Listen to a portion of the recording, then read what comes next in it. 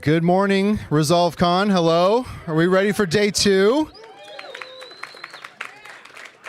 Now, I assume you all just slept great, not because you're exhausted or because you're sick of being here, but because your brains are just so heavy with all the knowledge you soaked in over yesterday. So I hope you have some more room for today, because we have some awesome things happening for day 2. So thank you all again for being here, and thank you everyone watching on live stream. This is so cool. We have chat right over here, and it's like so awesome to see familiar faces pop up. Like, I remember that person from last year, and this is just so cool doing this all as a community.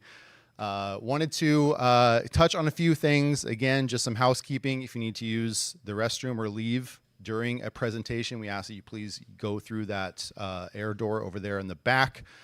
And keep your cell phone silenced, please. That would be great.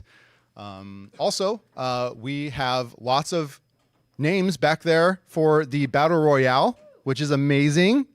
So again, this is a exclusive in-person event that is happening on Sunday evening, sponsored by Action VFX, NVIDIA Studio, and ASUS. And we are going to be choosing from our list 2 teams to pit against each other in creating a short film with some of the presenters as team leads. So you're walking through the entire post-production process, editing the footage, color correcting, doing the sound design, doing some VFX, and of course the color grading, and then exporting it. And then we're all gonna watch what might be a hot mess at the end. It's gonna be great. It's gonna be a lot of fun.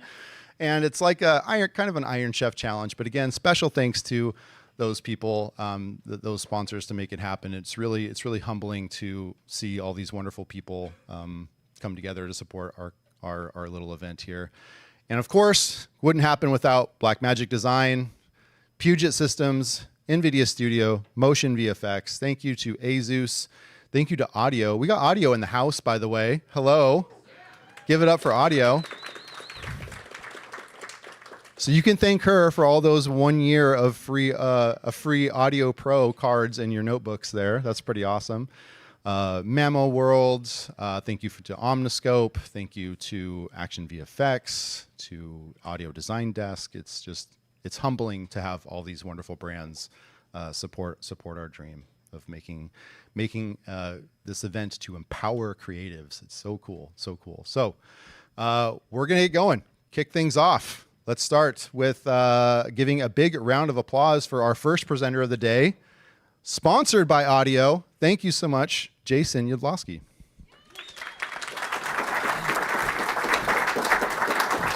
All right. Good morning, everybody. Today we get to talk a little more audio stuff. Super excited. I know I had a great time yesterday, learning all kinds of stuff from everybody who presented and the breakouts. It's been very educational for me. There's even people here that know a lot more about audio than I do, which is awesome, because I love to learn, just more about all this stuff. So just real quick, if you don't know who I am, maybe you haven't checked out my videos. I know a lot of you have. Some people haven't. Maybe online you haven't. I got my start in audio by mixing live stuff at my church. So this is me sitting at the mixing board. We have a big 32-channel mixing board, and I just volunteered one day to help out and to start working with some audio stuff. So this is like my little perch up there, and a lot of buttons, knobs, and dials to learn, and different parts and pieces of audio. And I just started to learn stuff little by little and try to understand, how does audio work? How do you mix? What do all the different tools you have available to you, what do they do? And it was just a slow process of learning little things bit by bit. And we even got to record multi-track stuff and play with it, back on the mixer there. We could bring it into Resolve. I do all kinds of fun stuff like that. But when it comes to audio, there's so much to it, right? I don't have any official training. I didn't go to school for it, although I kind of wish I would have. Maybe I can one day. But really just took all the pieces that I started to learn from doing live stuff for my church. And when I jumped into Fairlight, I said, hey, there's a lot of tools here that look familiar, right? We can bring a lot of the concepts and things that we use for mixing live music and instruments and singers and speakers and stuff like that. And I can just bring it into Resolve and work with my audio in my videos. So I started making some videos about working with audio, and people seem to find it helpful, so I keep doing it. So today we're going to just run through some cool things that we can do with our audio here in Davinci Resolve. Some different effects and things that I get questions on often. talk about using automation a little bit to work with some music and how we can just kind of create something unique with our audio with the tools we have in Resolve here. So the first one we're going to jump into, if anybody downloaded the file that you were able to, this is timeline number 6. So the first thing we're going to talk about is how do we end our audio, whether it's music, dialogue, or whatever. How do we like end it with an echo or delay? I want it to like ring out, over time instead of just like a hard stop. So there's a couple ways that we can do it. I'm going to show you like 2 ways here. One way that I prefer, one way I don't prefer, but it's still an option of how you could do it. So for example, here's the first clip. Me just playing a little something on my saxophone. Bonus points if you know what the song is. It's pretty easy, right? You probably know. But so let's say we wanted the end of that to ring out. And right now it just stops at the end of the clip. And we want it to ring out. So we've got a couple of ways we can do that. So I'm going to jump into Fairlight. Little musical notes at the bottom. And just so we're sure we're all looking at the same stuff if you're online or whatever, or here, I'm just going to reset the UI layout. Boop, reset. Okay, looks like it is. So hopefully you guys are seeing the same thing. So we've got 2 options. We can either apply an effect on a track level, or we can apply that effect just onto the clip. But the problem is if you apply it onto a clip, for example, I'm going to open my effects library. Let's just grab our echo. I'm going to drop it on there. And we're just going to pick a preset here, a large hall. Just turn it up a little. So if we play through our clip now, the whole clip is going to have that delay or echo effect on it, right? And the effect we want to achieve is just the last little bit of our audio. We want it to echo out and delay out. So right now, the entire clip is going to have that echo on it. Right? And maybe that's not what I want. And the other thing, I stopped it too soon here, but when it gets to the end of the clip, when we have an effect like this applied on just a clip, it's just going to hard stop at the end of the clip. And it just stops, right? We want that delay to ring out. So a couple ways you can do that. If you were trying to use this method by applying an effect only on a clip, you could make the clip longer. In this case, I have no more clip, so I can't make it longer. But if I had extra dead space at the end of the clip, then that echo or delay would ring out until the end of the clip, depending on how long you set it to ring out. So we could do that, and we could add to this clip, make it a compound clip, and stretch it out a little bit. But that requires a bunch of work. So another way that you can do the same thing is to apply the effect on a track. Because when we put an effect like echo here on a track, even if the clip ends, you'll still get that echo effect where it'll echo out. So I'm just going to make a new track here. Add a new track, stereo. Just call it echo. Close this guy, and in my mixer here, I'm just going to throw on our echo effect. So our echo track, effects, echo, throw it on there. Just turn it up a little so we can hear it all. So now what I can do is come to my clip. I'm going to delete the effect that I put on there. I come into Inspector, Effects, Delete. And what I want to do is just find the part, where do I want that echo to start on this clip, right? So I want like the last maybe 2 notes or so. So I'm going to find that point, and I'm going to make a cut on the clip. So somewhere like there, like the last 2 notes, right? So we're going to cut this. Back that up a little there. And what I'm going to do is just drag, click this part, and I'm just going to drag just the part I want to echo into a new track. So I'm going to use the Alt key and just drag it down. It's going to make a copy of it. Because I want the original one to stay there, but I'm going to make a copy of it and just drag it straight down into my delay track. So now, if I just solo my, my echo track here, well, I'm going to play through the clip, and you're going to hear it should echo out after the end of that clip because we applied the effect on a track level. So see how it kind of keeps going out? It doesn't just hard stop at the end of the clip. So we can just blend these 2 together a little bit now so that it sounds like this. And sometimes you may need to adjust, the level of one or the other clips. It depends on the particular clip that you're trying to do this to. Oh, what happened to our sound? Oh, solo. Does it every time, every time. All right. And then it'll ring out. So, and then once you create that track, if you wanted to use this same effect on other things, for example, over here, I've got a little clip of me talking, and at the end, the last word, I want it to do the same thing, right? So here's the video. Another option for you to do is end your dialogue with a little echo, kind of like this. Peace. So I want my piece to echo out. So again, I can just come here and make a cut. Oh, well, I want to copy it down. Oh, it's because it's a PC. PCs are no good. I'm a Mac guy. Mac guy. All right, so here we go. Kind of like this. Peace. Right, so we can have it echo and delay out.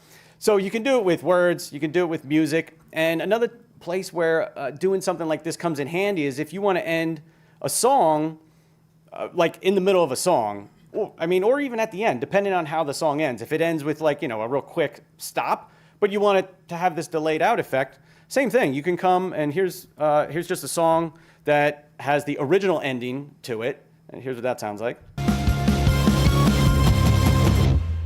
Right, so it just stops like that, which is fine.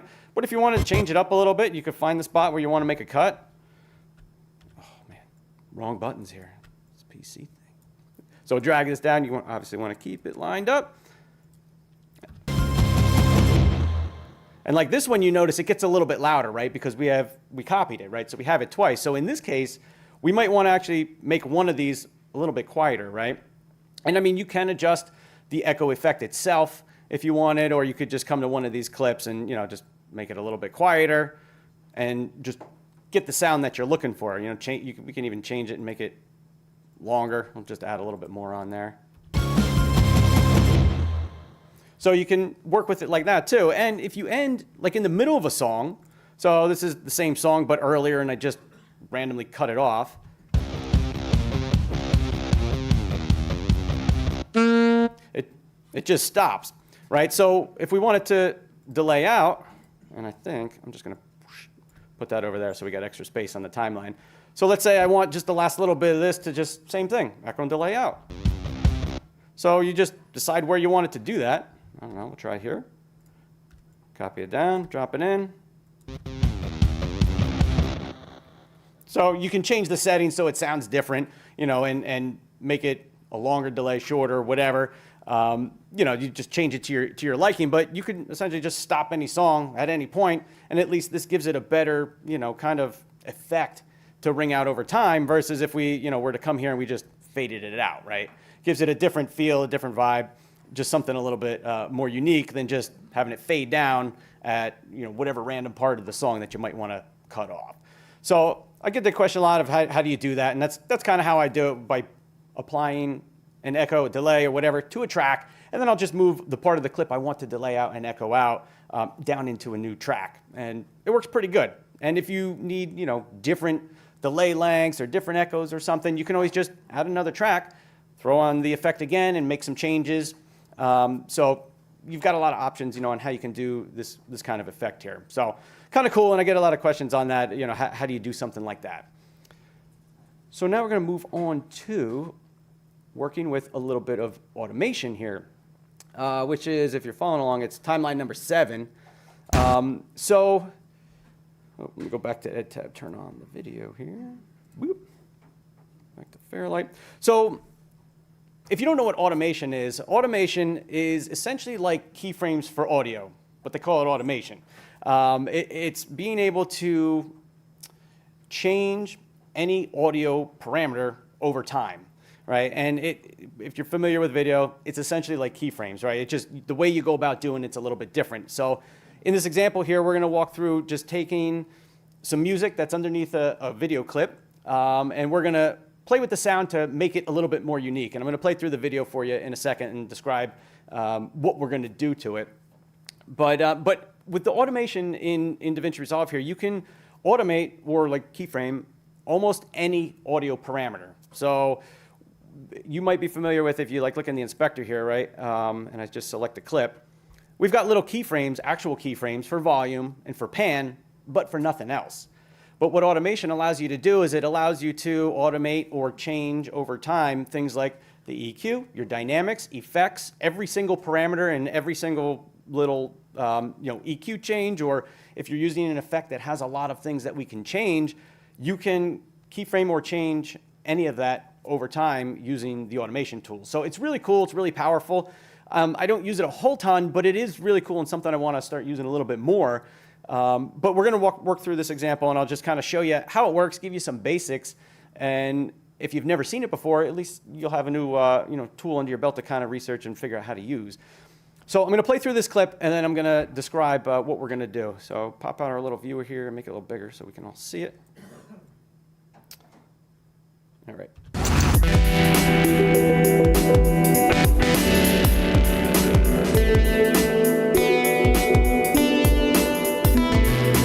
Dad, the music's too loud. Turn it down. My bad. Just put in my headphones here. Fix that right up.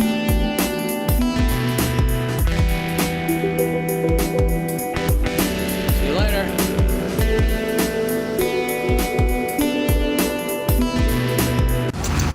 All right, kudos to my oldest daughter for filming it for me. And my dog for being the passenger. So what we're gonna do, here's what we're gonna do. So as the video's playing, so when we filmed it, there was no music playing, obviously, right? So kudos to Sam for making me this music track. Thanks, Sam. But when we play through the video here, what I wanna do is I wanna have an effect for the music of just the thumping bass and the low end beats to the music as the car's driving up. And as the car's driving up, I come to a point where I'm in front of the camera and then I start to roll my window down. So as I roll the window down, what I want to happen with the music is the sound to go from that just low end bass thumping type of sound to the full frequency spectrum. I want to hear the whole music as you guys just heard it now. So I want to hear all of it. Then, as we move ahead in the video, where I start to put my headphones in, I want that music to go from that full-bodied sound to what I imagine it would be when somebody puts headphones in their ears, where it's just that real high-pitched, tinny kind of, kind of sound when people drop in their earbuds. So that's one thing that we want to do is we want to change the music track to have that kind of sound to it, and we're going to use automation to do it. Then we want to add in a few other things using automation, like when the car's farther away, I want it to be a little bit quieter. And then as the car comes closer and it's directly in front of the camera, I want the music to be louder. And then as I drive away, again, I want it to go a little bit quieter, right? Because it's getting the car's getting farther away, and we're trying to build the illusion that the music's coming from the car. And then the last thing that we're going to try is automating some panning of the music track, right? So the car's coming in from the right-hand side of the screen, so I'm going to pan it all the way right. And as the car drives to the center, we want the audio to sound like it's coming from the left, or well, from the right to the center, and then as it drives away to the left. So you can use the actual keyframes in the inspector to do that, but since we're talking about automation, we're going to use the automation tools to do all this stuff. So it's going to be, might look a little daunting, and it did for me for a long time before I started to jump into it. But once you kind of get going with it, it's not as bad as it might seem. So in order to get started using the automation, we need to first open up our automation tools. So right up here in Fairlight, we have these two buttons. We have toggle automation and we have automation controls. So we're going to go ahead and turn on toggle automation. So that's going to open up some of the tools for us over here, like under our track. And then we also want to turn on this guy right here, the automation controls. So these are the controls that are going to tell Resolve how are things going to work when you change things, right? And with automation, you have to watch it back in real time, and you can make your changes in real time, and it will record those changes as you're making them. So I'm not going to cover like these first couple categories here. I'm just going to leave them as they are. But the part that we want to kind of take a look at right now is this enable section right here, because these are all the things that we can enable to be recorded as we make changes to them when we're watching back our video. So we've got our faders, which is we're going to use for our volume. We've got mute, pan, EQ, the compressor, gates, the limiters, sends, plugins, which is any plugin that you have in Resolve. You can automate all the parts of it, and then miscellaneous. So the one we're going to start with is our EQ, because we want to start with the music and trying to get the music to sound the way we want to first. So I'm going to come to the beginning of my clip. I'm going to pop out the viewer because it's helpful to be able to see, what's happening pretty good in our video. So I'm going to move this guy over and solo that. I'm going to open up my EQ on our music track. And we're going to come over to our track over here, and we're going to click this guy. And that's going to enable the automation. So everything's ready to start recording. When we look in our EQ, we can see underneath all the parameters, there's a little red line. So that means, hey, I'm ready to record if you're going to do something. So you can just click that on. And what we want to do is think about how can we make that thumping bass sound. So to do that, I'm going to turn on our band 6. And we're just going to drag it down because we don't want any of the high-end frequencies, right? Anything that's higher, we don't want that. We just want that thumping sound. So this is how we get that effect, where you can just drag down a low-pass filter, which means I'm cutting out everything above it, but everything below it, we're going to hear. So I'm going to set that around, here you are, somewhere around 273. That looks good. So what I'm going to do is now play through my clip. I'm just going to hit the space bar to play through the clip. I'm going to watch the video, and I'm going to make changes on the EQ by just grabbing this 0.6, and I'm going to move it when I want the sound to change and do what I want. So essentially, I'm going to watch the video, and when I get to the part where the window comes down, I'm going to drag this 0.6, and as the window's coming down, I'm just going to drag this open like that. So then we'll get the full sound of our music. So let's go ahead and do that. So put this guy back somewhere around here. And here we go.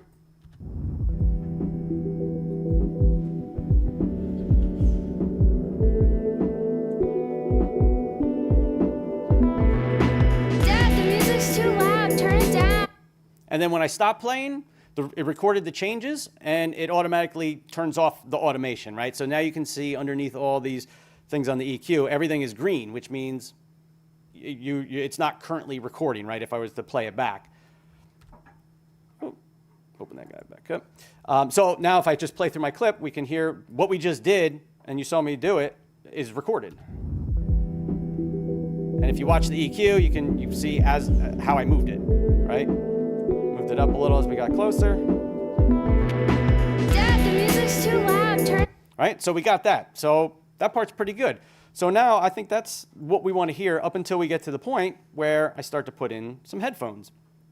So, Down. Fix that right up. So I'm going to come ahead a little bit to like right there. Now to create that high-pitched, just the high-end frequencies, we're going to do the exact opposite of what we just did. So we're going to come into our EQ, move my viewer back over here, and we're going to turn on our band 1, and all I'm going to do is when I go to lift up my headphones and put them in my ears, I'm going to grab my 0.1, and I'm just going to drag this up until it sounds like what I think it sounds like when somebody's got headphones in, right? So I'm going to bring it all the way back down and just start playing through the video, and I'm going to make that change over time in real time. Fix that right up.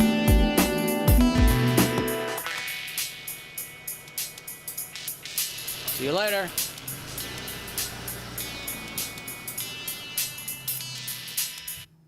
So there we go. So we kind of have the illusion that some thumping bass, windows are closed. It comes to the full sound and then goes into what I consider to be like a headphone sound.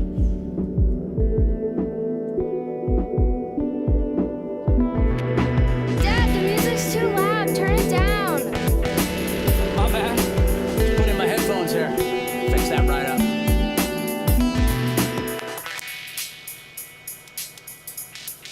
See you later.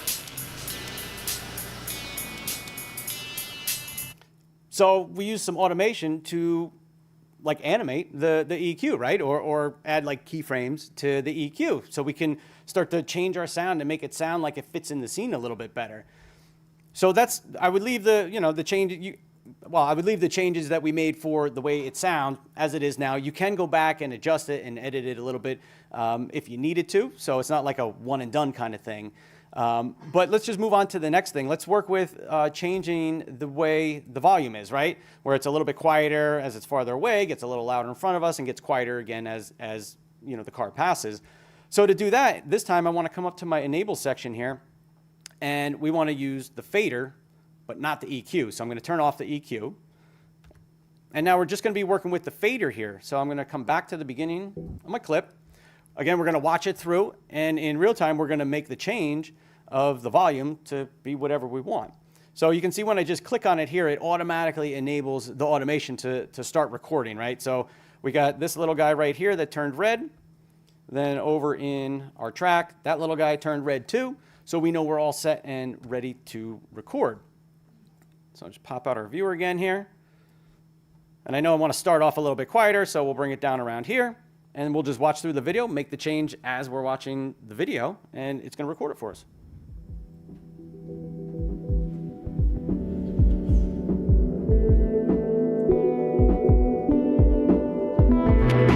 Dad, the music's too loud. Turn it down. My bad. Put in my headphones here. Fix that right up.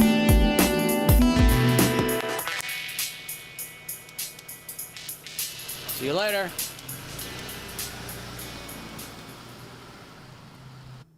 So we were able to change the sound over time, right? And you can always go back and change things if you change your mind on where you want it to change and things like that. But automation makes it super easy for you to be able to do really cool stuff kind of like this. And the last thing that we want to do is we want it to pan, right? So we want to start all the way on, you know, the right side as the car's coming in and do it to the left. So it's the exact same process. I'm going to pop my viewer back in. We want to turn off our fader up here in the enables because we're done with that, so we don't want to make any more changes to that. So I'm going to come over to pan. I'm going to turn it on there. And then in our mixer, under our track, we've got our pan right here. Open this guy up. Now you can pan it wherever you want. I just want to go from right to left. And I'm just going to use this guy because then I know I'm going to stay right at the top of the screen instead of, you know, accidentally dragging it down or whatever. So we're going to start all the way over here. Back at the beginning of the clip, pop out our viewer so we can see it. Play through, and exact same process, right? We're going to make the change over time while we're watching back the video and try and get the effect that we want.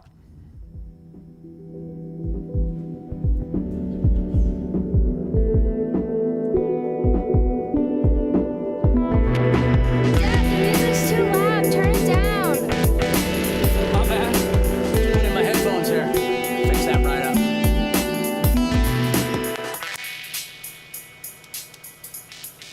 See you later. And then we can pan it so it sounds like it's moving off screen.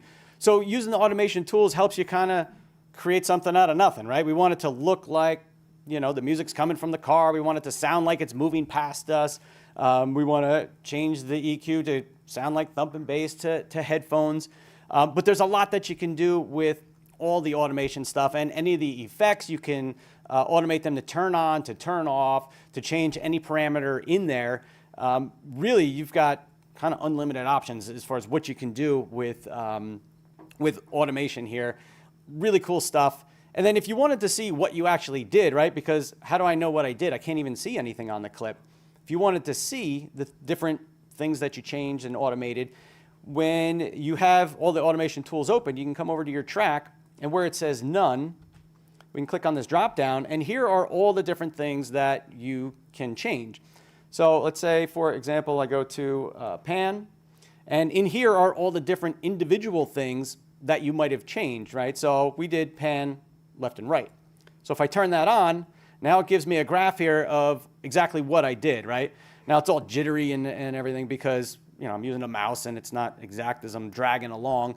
But you can clean this up and, you know, make straight points from one point to another. If you have like a, you know, the Blackmagic audio panel or something, doing a lot of these like automation type of changes is going to be a lot easier because it's just easier to be smooth when you've got, you know, faders or dials versus trying to use a mouse and, you know, move it around the screen and change things like that.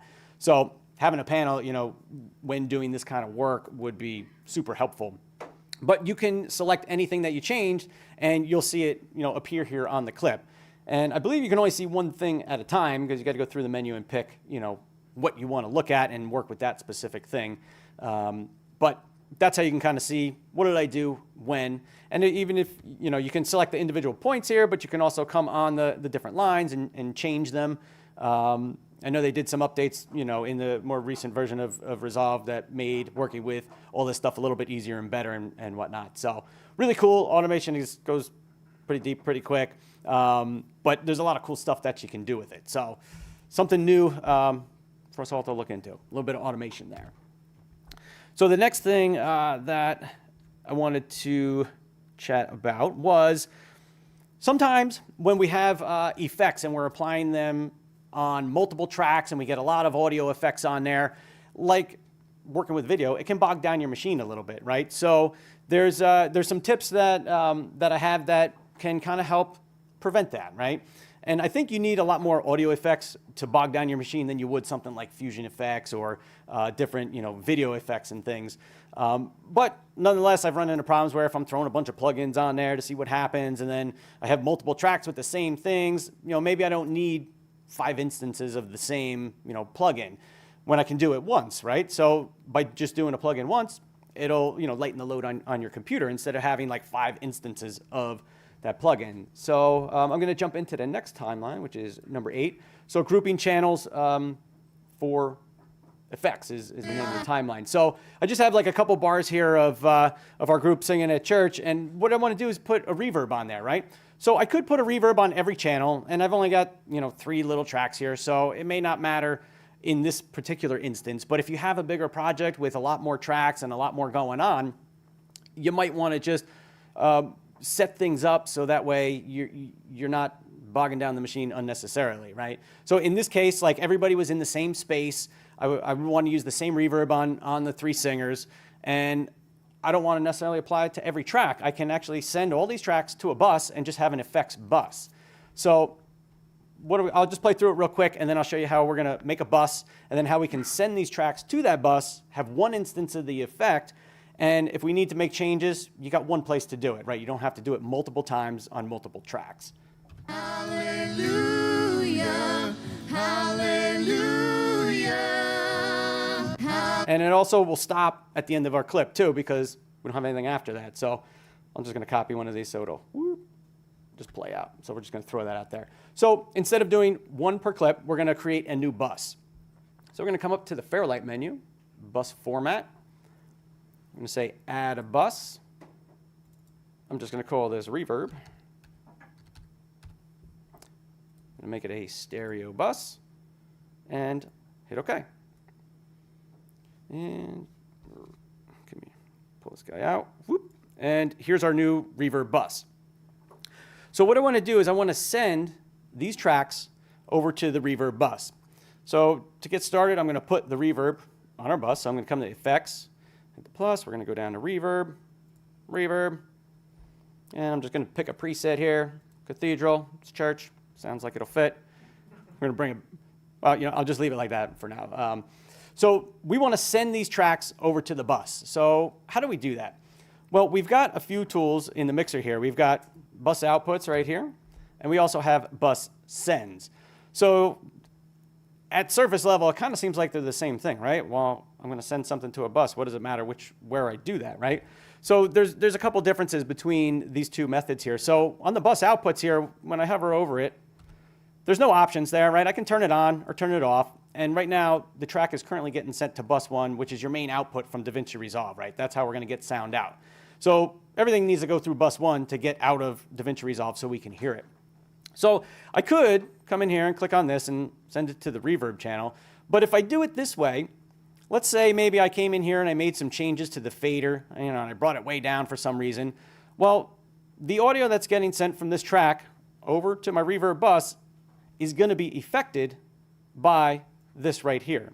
And let's say maybe I don't want that, because maybe I just want my reverb to be consistent. So I just want a signal always going to that reverb bus, right? So this is where the bus sends come in handy. So if I delete this off of here, I come up to bus sends, and now I want to use the bus send to send it to the reverb. And the reason is, if I hover over it, you can see we've got some settings here that we can adjust. So if I click on the settings here, zoom out, it brings up this guy. And what this allows us to do is send a track to a bus pre-fader, right? So where we can make changes on our original track, but it's not going to affect what the reverb bus hears. So you just need to make sure that you turn it on, right? This is, do you want it to go pre-fader or post-fader? And then you can adjust the level that gets sent over to our reverb bus. And you can also pan it if you want to. So I'm just going to leave this one as it is. And when I go to add them on the other tracks, just send it over to the bus. And I open the settings. This one wasn't set already, so I'm going to just turn it on. I want it to go pre-fader. I'm just going to bring this up to 0. Do it on my last track. Send it to the reverb bus. Open up our settings. Like that. So now it's getting sent over to our reverb bus. So if I play through it, we should see the meter moving on our reverb bus, but we're not going to hear it yet because we haven't sent the reverb bus anywhere. It's not going anywhere, right? It's just kind of hanging out and sitting there. So if I play through it, hallelujah. So we're getting signal over there, right? So that's good, but I don't hear any reverb yet. So what we can do is now send our reverb bus to the main output so we can hear it coming out of Davinci Resolve. So in this case, I'm going to use the bus output. Click on the plus, send it to bus 1. So now we've got our reverb coming out. We should hear it. And it should happen regardless of what I do over here with my faders on my individual tracks. So if I play it back with the reverb bus just kind of as it is. Hallelujah. Okay, a little heavy-handed, right? But at least we only have one instance of it now. We can change it, and it's going to affect all those tracks that are being sent over to it. And if I brought all these faders down, right, we're not going to hear anything coming out of our 3 tracks. However, we should still hear it coming out of our reverb bus. Hallelujah. Right, so it's just our reverb. So if I set these back, bring those guys back up. Now let's say, okay, the reverb's too heavy-handed, right? So how can I start to work with it a little bit to make it sound the way I want? Well, I could come in here and adjust my settings. Totally normal way to do it. Or I can just come in here and dial it back with my fader so I'm not getting so much reverb, right? So if I play through it and I bring this all the way down, we're going to have nothing, and then I can just bring it up to what sounds good, assuming the settings I have in the reverb effect up here are already okay. Hallelujah, hallelujah. Maybe you just want a little bit, right? And if you want to go crazy, you crank it way up. But doing it this way, and it could work for an effect you might have on your dialogue, right? And maybe you've got different tracks with your dialogue because you were in different locations, so you edited it a little bit differently, but you wanted to use some effect or something on there that is consistent among the tracks. By sending them all to a bus where it's just going to work with that particular effect, and you got one instance of it, it kind of saves you some work of having to do things multiple times. So it's a really cool feature that you can just send things pre-fader. You can mix it up however you want, but just a different way to kind of do it to kind of lighten the load, especially if you've got a big project and you got a lot going on in your project. So really cool thing that we can do, sending stuff to buses, using buses in different ways to kind of just organize things, lighten the load on the computer a little bit, use effects once. A lot of cool things to do with buses and sending them over. And then just keeping in mind, too, the difference between bus outputs and bus sends. So they work a little bit differently there. So that is that. The next thing that I wanted to chat about is mixing vocals with music, right? So when we have music below us talking, so I'm going to open up our next timeline, number 9. Okay. So when we have music below our vocals, right, a lot of times, how do we kind of get our dialogue to fit with the music a little bit better, right? Naturally, people most of the time are going to just lower the volume, right? And we can do that. So here's an example. I've got some music going underneath me talking. Talking headshots like this, or people talking. So obviously music's too loud, right? So we want to bring that down a little bit. And that's probably going to be the go-to for most people to do right away. I'll just lower the volume a little bit. Shots like this, or people talking in our videos. We want to put a music track below. But there's other things we can do too to kind of create space inside that music track for the dialogue to sit. So a couple different techniques that I use. One is to take our sound and we want to push it out, right? So push it out to our right and left channels. And some music tracks this works better with than others. But there's an effect here built into Resolve that will allow us to do that and kind of separate or spread out our sound a little bit. And there's also good, other plugins that you can get that do a real good job of just like creating a space and taking your music and just pushing it all out to the sides. So in Resolve here, the built-in tool, if we come in our mixer, come to our effects, and we go to spatial, we've got stereo width. So what this does is exactly what I just said. It kind of takes the sound and pushes it out to the left and right channels a little bit more. And you can just come in here and click a preset, max separation. And we should notice that it pushes it out a little bit. Like I said, some tracks it works better than others. I'm going to turn the volume back up just a little bit, and hopefully we can hear it in here. So I'm going to turn it off, and then I'll turn it on and see if we can hear a difference. When we've got talking headshots like this. You know what, let me mute solo this so that way we're only hearing the music.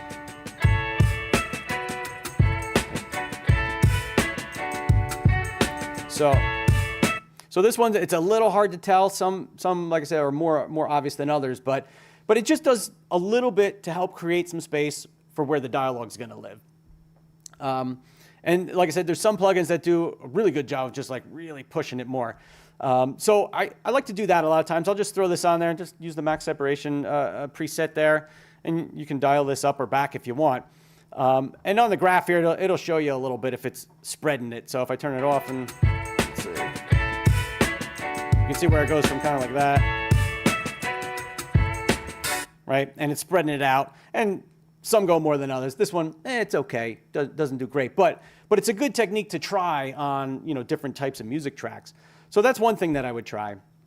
The next thing that I would do is on my my music track is I would use a little bit of EQ where the music's underneath dialogue. So if I open up my EQ and looking at the EQ, dialogue and most voices live somewhere in the 1 to 2K range, a little below, a little above, somewhere in that area. So if we make a cut on the EQ in that area on our music clip or our music track, it's going to just create a little bit more space and get rid of some of the competing frequencies that might compete with your voice a little bit. So if I play through it, I'm going to just take this 0.4 and I'm just going to drop it down somewhere around here. I might widen it out a little bit. And you'll hear how the song changes a little bit, and then we'll throw our dialogue on top and see if it helps it out a little bit. So kind of pulls out a little bit of the mids. Let's throw the on solo here. All that to help create a little bit of vibe or ambience for the video, but you might run into a problem where the music competes with your dialogue a little bit. Now you can just drop the volume. So it just kind of creates a little bit of space, and in this particular music track, like there's still a lot of like high-end kind of sounds to it. So in this case, you could even turn on your band 6, roll off the top end a little bit, so just to kind of get rid of things that might compete with the voice a little bit more. So let's just play through and we'll turn on band 6 there and see if that helps out a little bit too. Talking headshots like this or people talking in our videos, we want to put a music track below all that to help create a little... And we can reduce the volume a little bit. It's still a little loud, but... little bit of vibe or ambience for the video, right, so but you might run into a problem where the music competes with your dialogue a little bit. Now you can just drop the volume. So it's just a way to kind of help tone back the music a little bit and create a little bit of space for your dialogue to live in, right? And it's just little changes that kind of help, along the way, and it's just something a little more that you can do versus just lowering the volume, right? And again, it depends on the kinds of songs. This one has a little bit more high frequencies to it, so maybe I would use that, band 6 and just roll off the top a little bit. Other songs, you may not need to do that, but it's just kind of things to keep in mind that you could try if you're running into issues where it sounds like my music's kind of competing with my voice a little bit. Even if I, change the volumes of things are still competing a little bit, and how can I work with that? I would use, these two tips to kind of do that. And the same if you think there's like too much low end in there, you could roll off a little bit of the low end if you want. So that's kind of like how I like to try and make a little bit of space there in music tracks when I've got some dialogue on top. So those are some tips and tricks on how to work with that. Let's see, the next one, number 10. So we're going to move on to timeline number 10 here, is customizing sound effects so that you got new sound effects. So you can make your own sound effects. So I recorded a few here, random things of making random noises into the microphone. right? My own little whooshes. Right? So we can take that, and then we can start to work with it in Resolve using the different tools that we have available to us. So what kind of things can we do to change, a sound effect? Say we have one sound effect, but we want it to sound a little bit different. What can we do? Well, we can do things like changing the pitch of it, which is easy. We can select our clip, open our inspector, and we can come into pitch, and you can just pitch it down, pitch it up, see how it sounds, right? Versus a little bit higher pitched. You can change it, drop it down a lot. You can change the EQ a little bit to just sculpt the way it sounds. Maybe you pull out some frequencies and you're gonna have a whole new sound, right? You can throw on things like distortion or some effects that are available to us in Resolve. So if I drop this down into my track 2 here, I already have a distortion effect on there. We can just change the sound that way, right? And then it's gonna sound different. So by doing a lot of these like little changes, you can make it louder, make it quieter, use a little EQ, use some effects. You can pan it if you wanted to. You can take one sound effect and really make an unlimited amount of other sound effects out of that one thing. So I do that a lot with certain sound effects that I might like to use a lot, but if you use it consistently in your video, like I feel like I'm watching, I'm like, that's the same thing over and over and over again. So I'll just make a little change to it. Maybe I speed it up. Maybe I make it a little bit shorter. Maybe I do, a little distortion on there, and it just changes it just a little bit, just to make it a little different and a little unique instead of having the same thing repeated over and over again.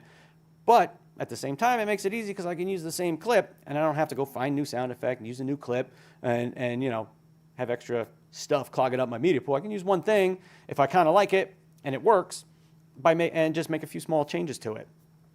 So I use that a lot, and just changing sounds. You could even do it with music. You could do it with anything, really. Just making little tweaks, so that way you can create new sounds from one sound or whatever. And then you can always render that out too. If you like it that much and you want to keep it as its own file, you could render out just that little clip, bring it back in to your, maybe throw it in a power band so you can access it anywhere, and boom, you're good to go with some new sound effects. So. Looks like my timer's just about done. So I guess that's about it, huh, Dad? All right, cool.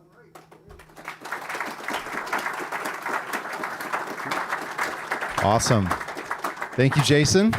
Wonderful work. We can move into a Q&A time. I'm sure there are lots of questions here. Covered a lot of stuff.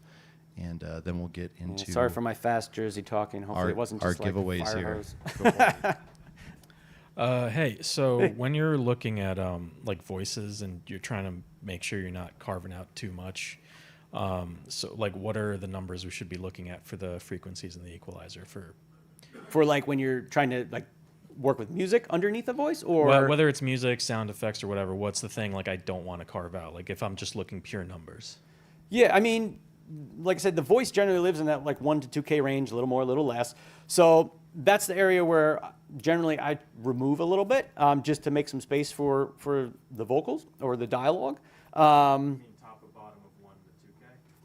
Yeah, so if I just open up the EQ here, so you set this guy. So, from a little below, like from here to like there, right? That's where most voices are going to live. So if you have a music track under the voice, just anywhere in that range, you could, play with it a little bit because it's going to be dependent on, what the voice or the dialogue sounds like. Everybody's voice is a little bit different. But somewhere in that range, you should find a spot where it seems like it makes a little bit of space, for the dialogue. So, I mean, just going like this back and forth a little bit while you're listening to it, that's going to be the best way to figure out like where do I put it, And a lot of audio work is listening, like there's hard rules for stuff. Oh, go to this and drop that frequency down, do this, do that. But a lot of it is listening to it. If it doesn't sound right when you're watching it, then maybe it's not the right thing to do. There's rules, but you got to listen to it and use your ears, which takes time to develop. Your ear to be able to hear different things because a lot of it's so subtle too. So.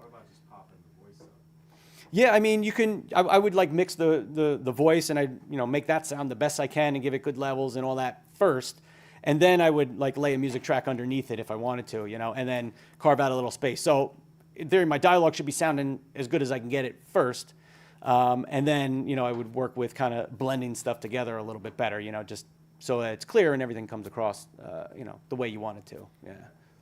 Awesome. All right. Any other questions? Yeah.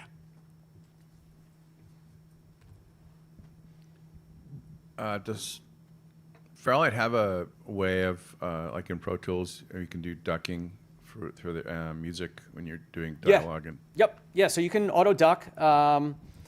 Great feature. Let me just jump into a different timeline. Which one did I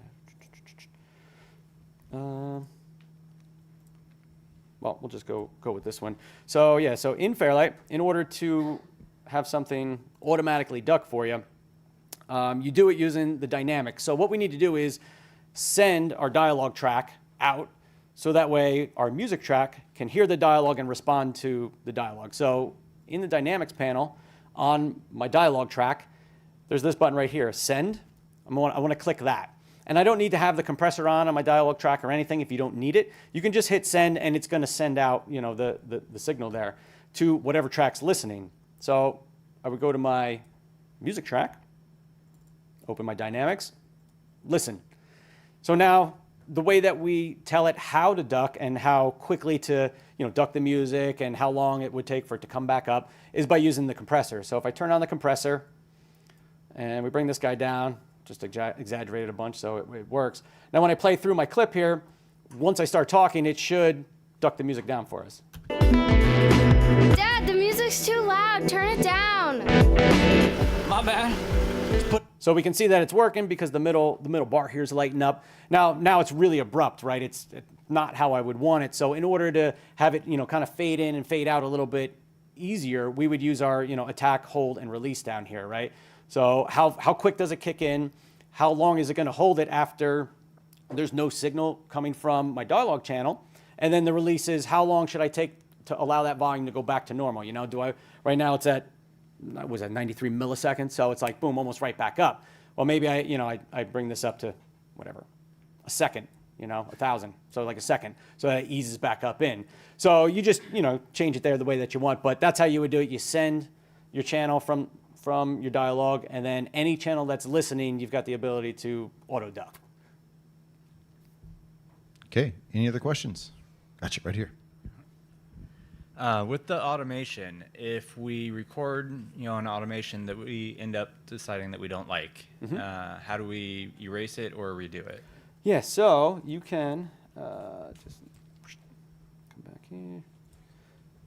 So if I bring up this automation, for example, our pan here, if I want to delete it, I can just come select this guy, and you can just select them and hit delete, and that's it. And if you zoomed way in to some of your points,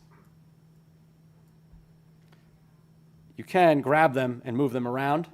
I can maybe I just want to delete, a few in the middle here.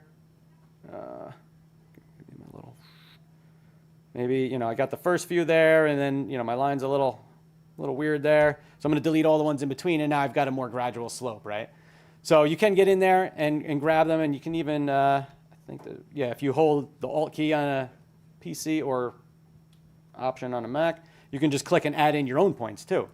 So without even actually doing it, you can just set your point and say, hey, I know I want that part to be like that.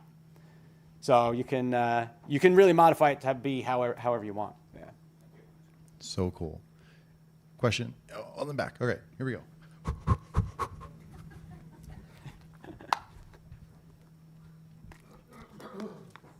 As in Pro Tools, how you can as in Pro Tools, how you can heal if you have a small spot you need to fix versus having to engage the faders. Can you heal also doing it the same way?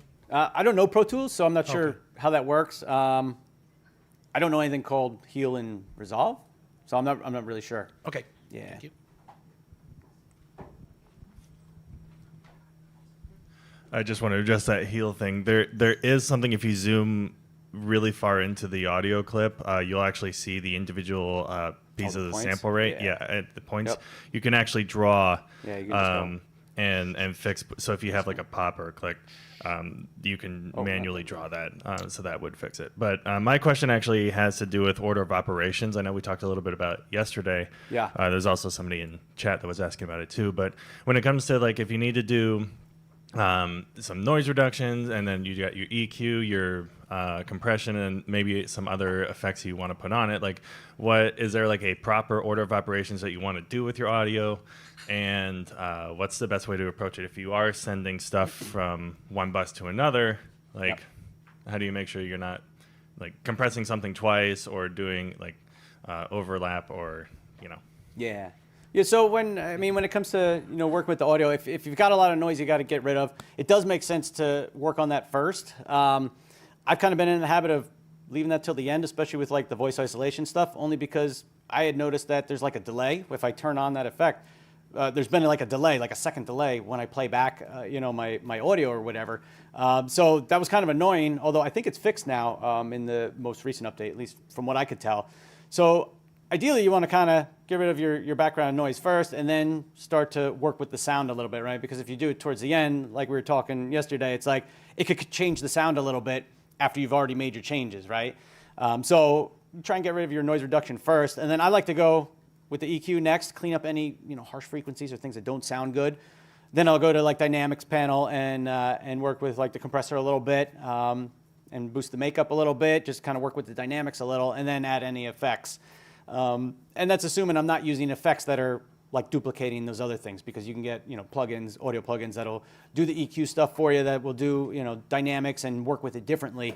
But using just the tools built into Resolve, I usually go EQ, dynamics, and then any effects like maybe a multi-band compressor or a de-esser, something like that. And the other thing to just keep in mind is that when you're thinking about order of operations, is you've got this tool right here, right, that allows you to change the order in which your audio is affected by the various things. So, by default here we have the effects are taking place first, then the dynamics, then the EQ. So I think it depends on the kind of sound you're looking for, what you want to happen first. For the kind of stuff that I do, I usually change this and I do EQ, then dynamics, then effects. But you've got the option to kind of change it around, and it's going to change your sound too. So if you have your thing set up, EQ, dynamics, effects, I make a bunch of changes. If I then just came and just changed the order here to something different, whatever it is you're working on is going to sound different, right? Because the way it's getting processed is different. So, you can do it however you want. I like doing EQ, dynamics, then effects, but. You did several changes to the EQ, the low end, the high end. Can you open up the keyframe display of that? Sure.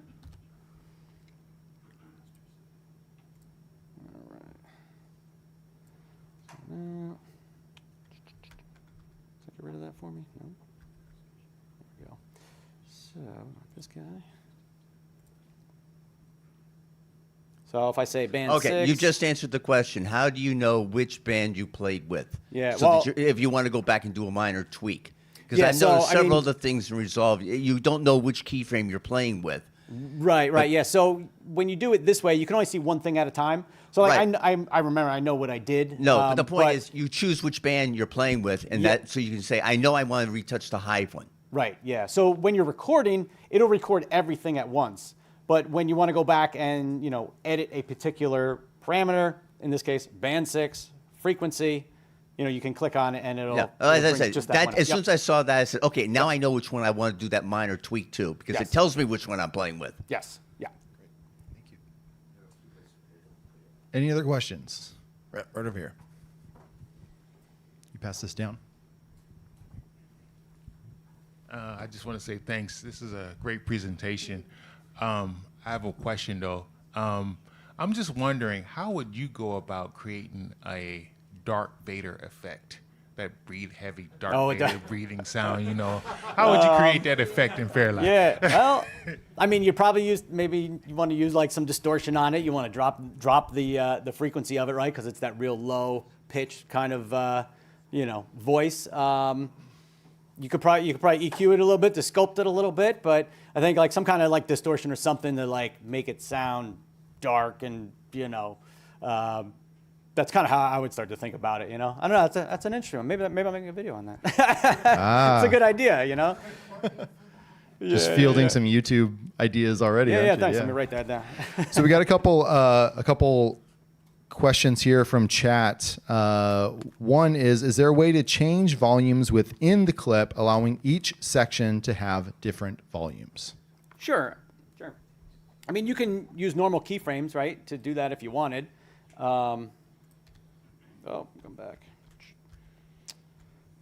So if you just, clicked on your clip, if you hold the Alt key here in Fairlight, I can add points. Whoa, get there. There you go.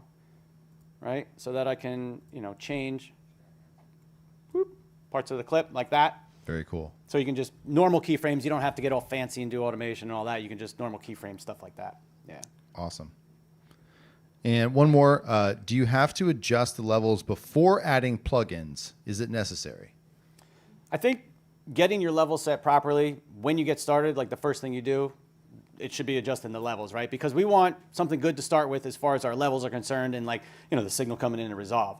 And that kind of goes along with recording your stuff at good levels too, right? We want enough headroom, right? Where we're not peaking, we don't have, sounds that are just going off the charts, right?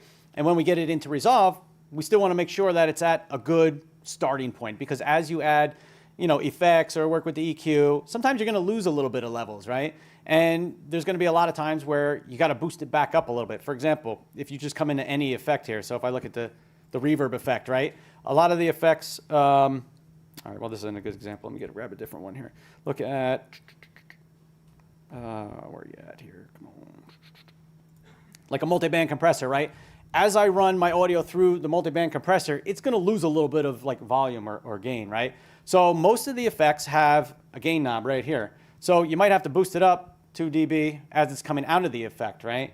And that's part of the reason they give you a meter on each side of a lot of the effects, right? We can see what's our levels coming in, then it's doing the processing, and then the levels coming out, right? Are we at the same level? Are we dropping down a little bit because of the processing? So, yeah, a lot of them have the gain there. You might need to boost it up just a little bit, after effects. So I get a lot of audio sometimes comes in stereo and it's recorded in different tracks on the stereo. So I want to make each track a mono track. What's the best practice in this software to do that? Yeah, so if you wanted, I want to split it off and make two monos. Yeah, you could just you could just add a track and do a mono track, and then you could just split the audio. If you have one file that's got a right and left channels are different, and you want to only hear one particular one on a track, for example, you could just right click on your clip and you go to where are you at here? Clip attributes. Where are you at? Am I not seeing it?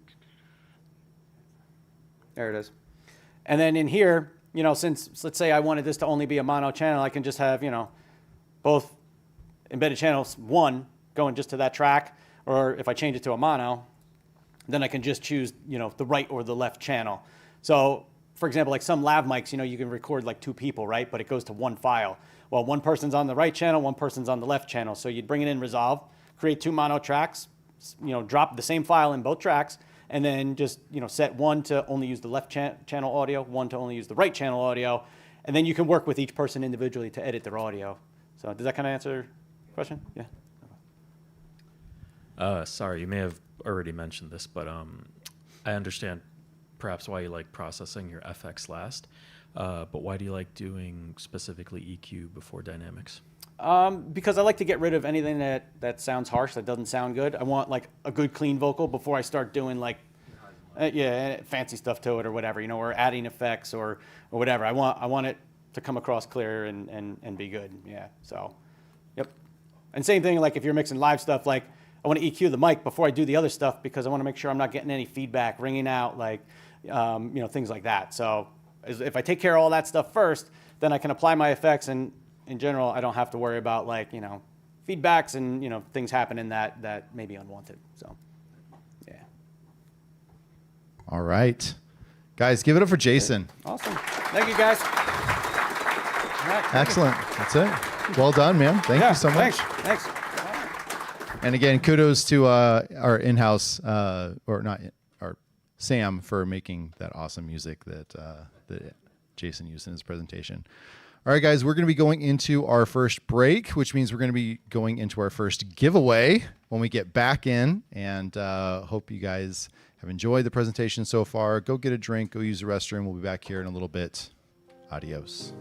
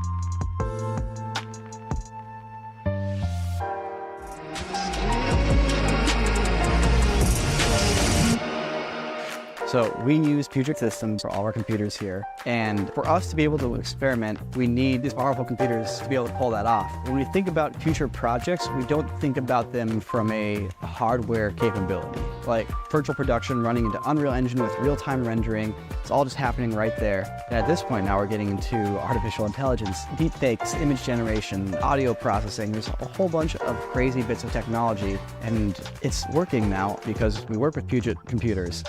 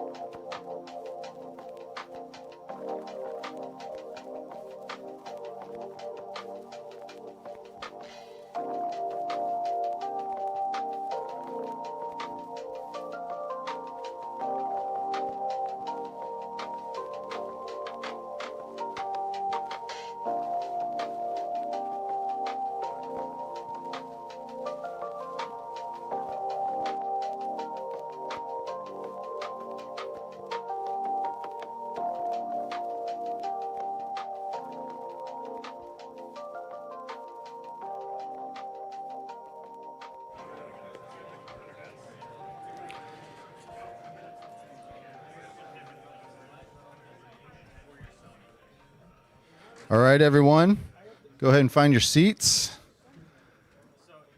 Gonna get back into this. We got some stuff to give away. Yes. And when I mean give away, I mean you guys have already won it if you're here. And those people online, we will email you and let you know. Congratulations to a couple of our online winners. James Vasic won a Resolve mini panel. Yeah. Renee Burkauer won a copy of Nobe Omniscope. Congratulations. And a couple in-person winners here. Names are tough. I tell you what, guys, nothing makes me sweat more than just publicly mispronouncing a person's name. T-E-T-E. What's your guess on that?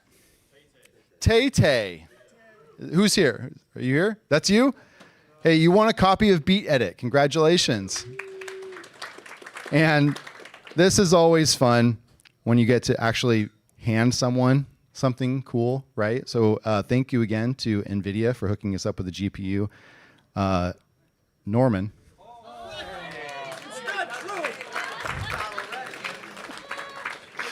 Congratulations, Norman.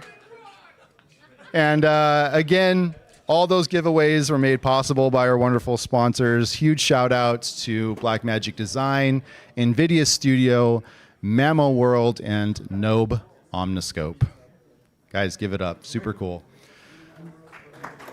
We're going to be getting into our next presentation here, which again, we've had to make an adjustment to the schedule because of, unfortunately, Cullen not being able to make it out due to some last minute things. But I want to welcome my best bud, the co-founder of Resolvecon. This is sponsored by Puget Systems. Give it up for Casey Faris. Hi, everybody. I know you're disappointed I'm not Daria, and this is like her spot. She's going to be here tomorrow. Don't worry. I mean, she's here, but she's going to be presenting tomorrow. Don't worry. Don't worry. We wouldn't do that to you. Not again. Not after last time. Not after the riots. I am so excited to talk about this today.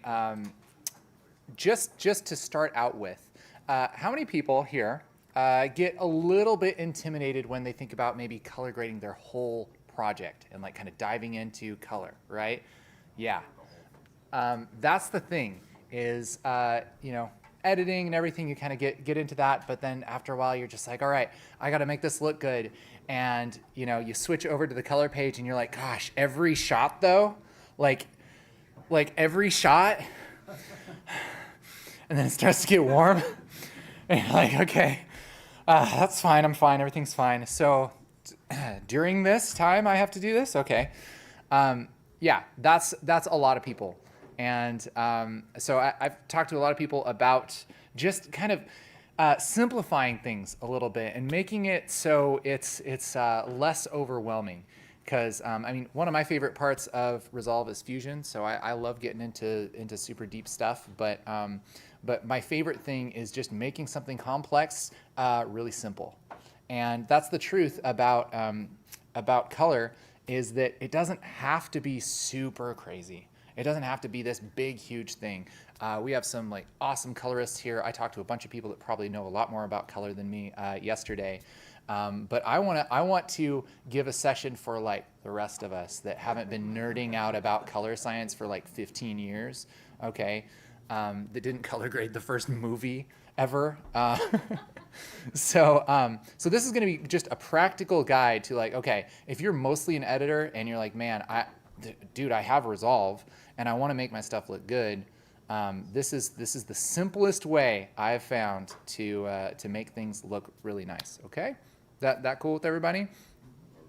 Okay, so here is a project, and we looked at this during me and Daria's session yesterday, but this is just a little clip from a short film that we made, and it's about a standard bad guy. And I was thinking that maybe we should watch it through, because it's always good to watch your stuff through here, and I'm pretty sure it'll play. For anybody who has downloaded this file, this is actually this is, it was labeled in-person only, so people online, maybe you didn't download it, but you're free to afterwards if you want to play around with it. Anyway, there is a problem with one of these shots. It has like a media offline thing. And so just to show you, like towards the end of this, there's one of these clips. If you just select like these couple clips, right click and say reset fusion composition, that'll get rid of that problem. And then it should play back nicely. And so let's take a look here. Do we have audio for this? Making sure I don't have stuff crazy.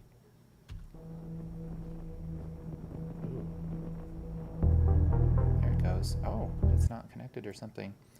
Ooh, something's wrong. Okay, maybe we won't watch this whole thing. That's no big deal. Good thing is we don't need the audio. It's just nice.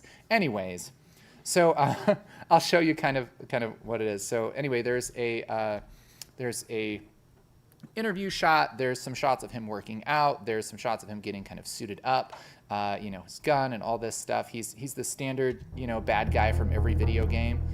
And yeah, he's got a lot going on. He's a really cool job. Actually, most of the time he just kind of stands there. That's really all he does. So he stands there for 30 seconds, and then after like 30, 40 seconds, he walks over here and stands there and then walks back. Anyway, super funny. You should definitely watch it sometime when somebody who can prepare the files right, who isn't me. Anyway, but it's always good to just watch it through first, okay?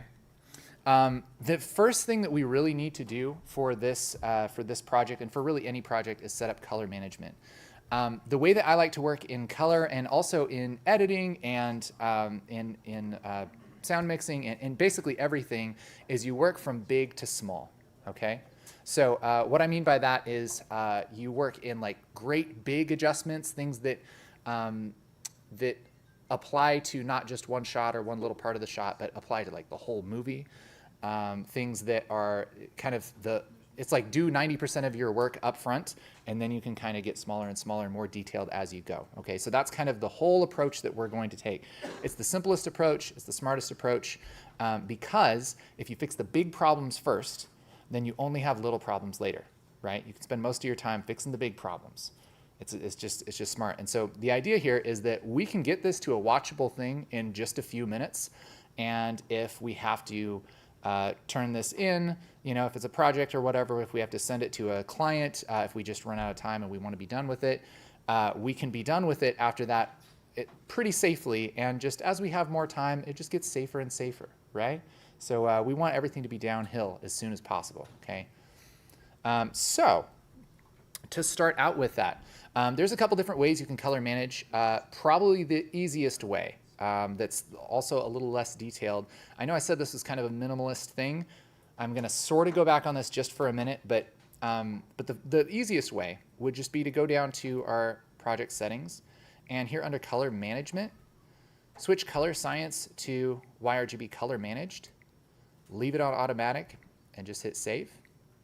And now it's going to look pretty good. I might have saved my settings from beforehand. But then you basically have to go through and select any shots and tell it what camera you used, basically. So if you have multiple cameras, you'll have to select all of the shots from that camera and tell it what camera you used.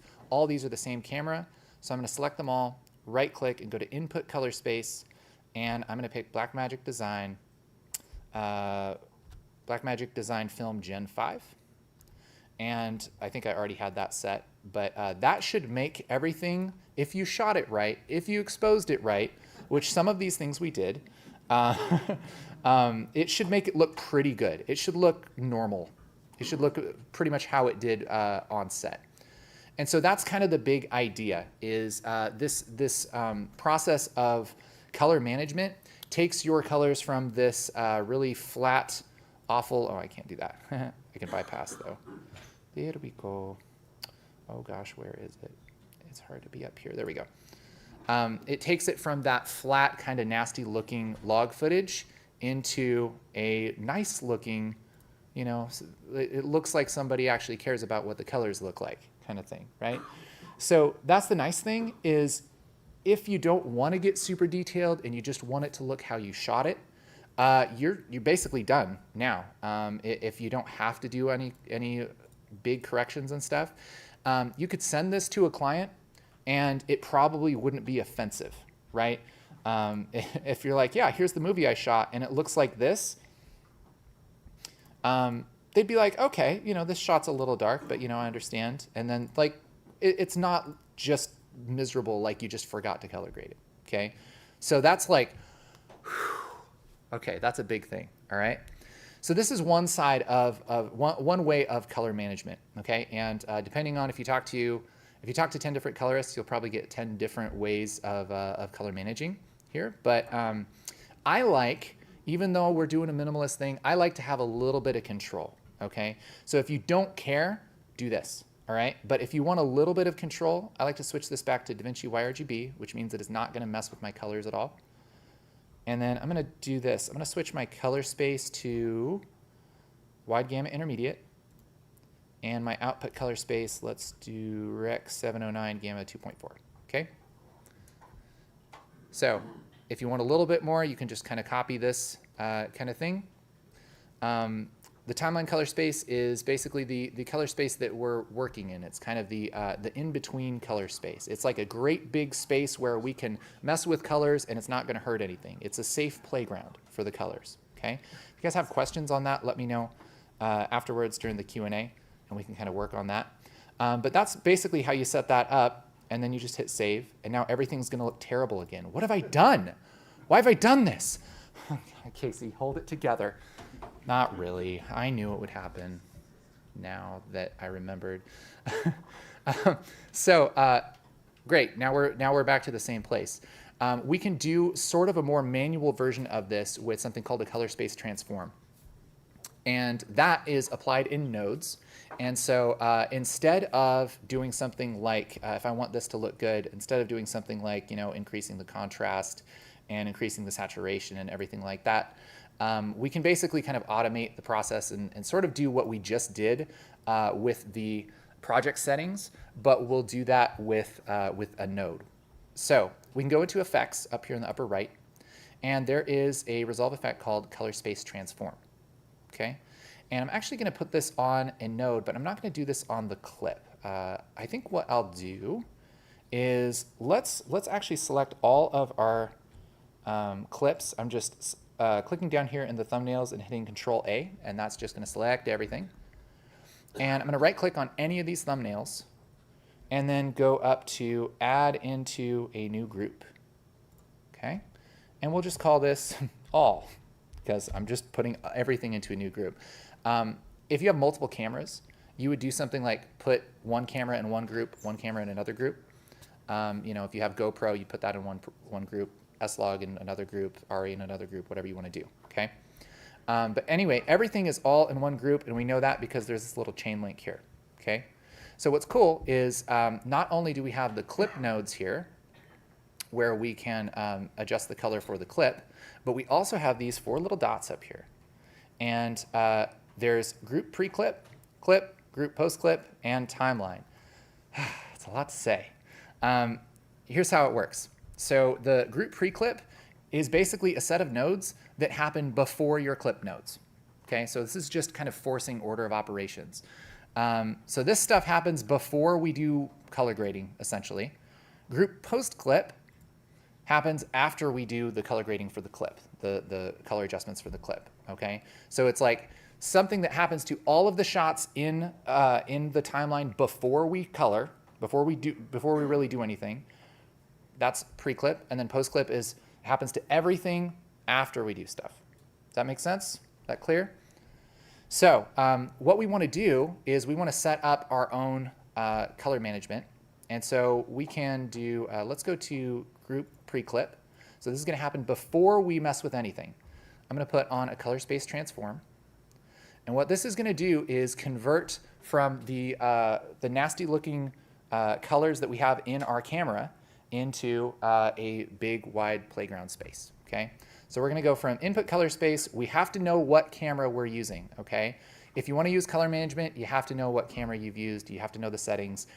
A lot of people ask me, what if I don't know the settings? Well, you either have to find them out, or you have to live with it not being scientifically like the best. That's kind of how it works. You have to guess, essentially. But we know this. This is Blackmagic Design Wide Gamut Gen 4.5 for the input color space. Input gamma is Blackmagic Design Film Gen 5. Output color space, we're going to switch this to Davinci Wide Gamut, and the gamma is going to be Davinci Intermediate. Okay? Let's turn off our tone mapping, and we'll just go with that. Okay? So what this is doing is making a ugly image, still ugly, but a little bit different flavor of ugly. So, oh, so good. Thank you for the minimalist color stuff. Now I can make things look worse, or at least different. So good. Okay, we're only halfway done, all right? So calm down. Group post clip. I'm going to switch that. All right, and I know this seems like a lot of work. You only have to do this once, and once you get used to it, you can set it up really quick. Oh, and then you can just do this on any project. That's great. Color space transform and the post clip. This is the same kind of thing, but now instead of going from our camera color space, which would be the Blackmagic Gen 4.5, right? We're going to start in Davinci Wide Gamut and in Davinci Intermediate. And then the output color space is going to be whatever our output color is supposed to be, which is just a great sentence. We're going to go with Rec 709 and Gamma 2.4. Okay. Tone mapping. Some people like Davinci. Some people like luminance. I'm one of those people that like luminance. Gamut mapping. I like saturation compression. Again, ask 10 different colorists. They'll probably give you different reasons why they pick those. My reason is I've tried a few of them and I like those. So, but now look at what we've done here. Look at what we've done. We are in the same spot we were, and we have these nice, like decent looking images that look like somebody at least tried to do color on it, even if some of them are a little dark, some of them are a little too bright and such. But again, we're kind of in that same place. So that's kind of two different ways to get to the same place, and it's all color management, okay? What we've done in nodes here is essentially the same thing as that we did in the automatic way of doing it with the project. The advantage here is that I know exactly what's happening and I can turn it off at any point. So if I have a problem, if some color looks weird and I'm not sure why, I can turn this off and mess with it, right? It's kind of broken out into pieces. Okay, so that's another like big principle about color grading in general is it's really nice to work in little steps, okay? When you have something broken out into little steps, you can always take one step away or disable it or redo it or change it, and you don't ruin everything. You're just, that little step. It's kind of the idea of like a firewall, right? It kind of keeps things separated, right? So we have the group pre-clip and the group post-clip, and then we're kind of going to leave those alone for a little bit. And most of our work is going to be done in the clip, okay? So a lot of people get lost at this point with the group pre, post, and clip and everything. So basically what we're doing is we're going from ugly camera to ugly big space. And then in that ugly big space, we're doing a bunch of work. And then we're going from ugly big space to pretty. That's what we're doing, okay? So in between, all that stuff happens in the clip nodes, okay? This is the hardest part. After this, it's fun, okay? All right? And again, Ian, and if you're like, dude, that's just too much, just do the auto thing I showed you earlier, okay? If you want a little more control, this is how you do it, okay? All right. So now we're at a point where we can actually start being a little bit more creative, because what we've done with color management is we've made this shot look basically how it looked when we shot it, which means that we've color corrected any weirdness that the camera puts into it, and we're just looking at the image, and the idea is that this is how the person who shot it intended it to look like. This is kind of what they were planning on, all right? So if that's you, then you don't have to second guess yourself all the time. And if it's somebody else, you aren't going to have somebody mad because you changed their creative vision. Come on. Okay? So we're in a really good starting point. At this point, it might be tempting to kind of just start grabbing stuff and just like moving it around and being like, all right, yeah, this shot's too green, so I'm going to like take this away from green and I'm going to do a bunch of stuff and just kind of go ham on all these shots. what I would advise doing, again, we're working big to small, right? So right now we've done color management for the whole timeline, okay? It's pretty important at this point. What I like to do is find a shot that I think is representative of most of the project, or is at least an important shot, maybe a shot that I like, maybe a shot that has common elements, right? So this has a lot of the common elements throughout the shot. We have kind of the lights, we have kind of the junk in the background, we have this guy, we have his clothes, we have all of these kind of like industrial looking things. This is a lit interview, so it's kind of like maybe not the most representative of like everything, but there's a lot of this interview in here, okay? There's also this shot that's kind of outside. And so I think I'm probably gonna kind of bounce around between a typical outside shot and a typical interview shot for the most part. And really what I want to do, my next big job, is to figure out how I want this, this project to feel. Because that's the thing with color grading. It's not just making it correct. Like we've already done that. This is technically, I mean, it's technically correct. That's technically how we shot it. Not that we shot it correctly necessarily. Damn. But we haven't, it might not be exactly how we want it to feel. Because color grading is very heavily about feeling. When somebody looks at this shot, we want them to feel how we want them, what we want them to feel when they watch the whole thing, right? And so this is supposed to be kind of intense, you know. It's like 24 Jack Bauer, like that kind of thing. And this is all right, but it's really green. I don't really want to make it feel like The Matrix and that kind of thing. So that's kind of a problem. This one over here feels okay, but I feel like it should feel cooler. I feel like it should feel like colder. It kind of looks like he's almost next to a nice inviting window or something, and he's about to have dinner or something. Like, it's not quite what I want. I kind of want it to feel like a little more raw, right? And when you're putting a big feeling into your project, you generally want that over the whole project, or at least like the whole scene sometimes. Like if you're having like a feature film, it might just be one scene, right?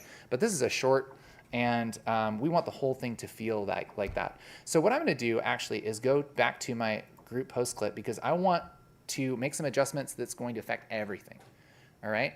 And what's cool is the more work we do here up beforehand, the less work we're gonna have later, okay? So the name of the game here, I'm gonna rename this. This is our CST.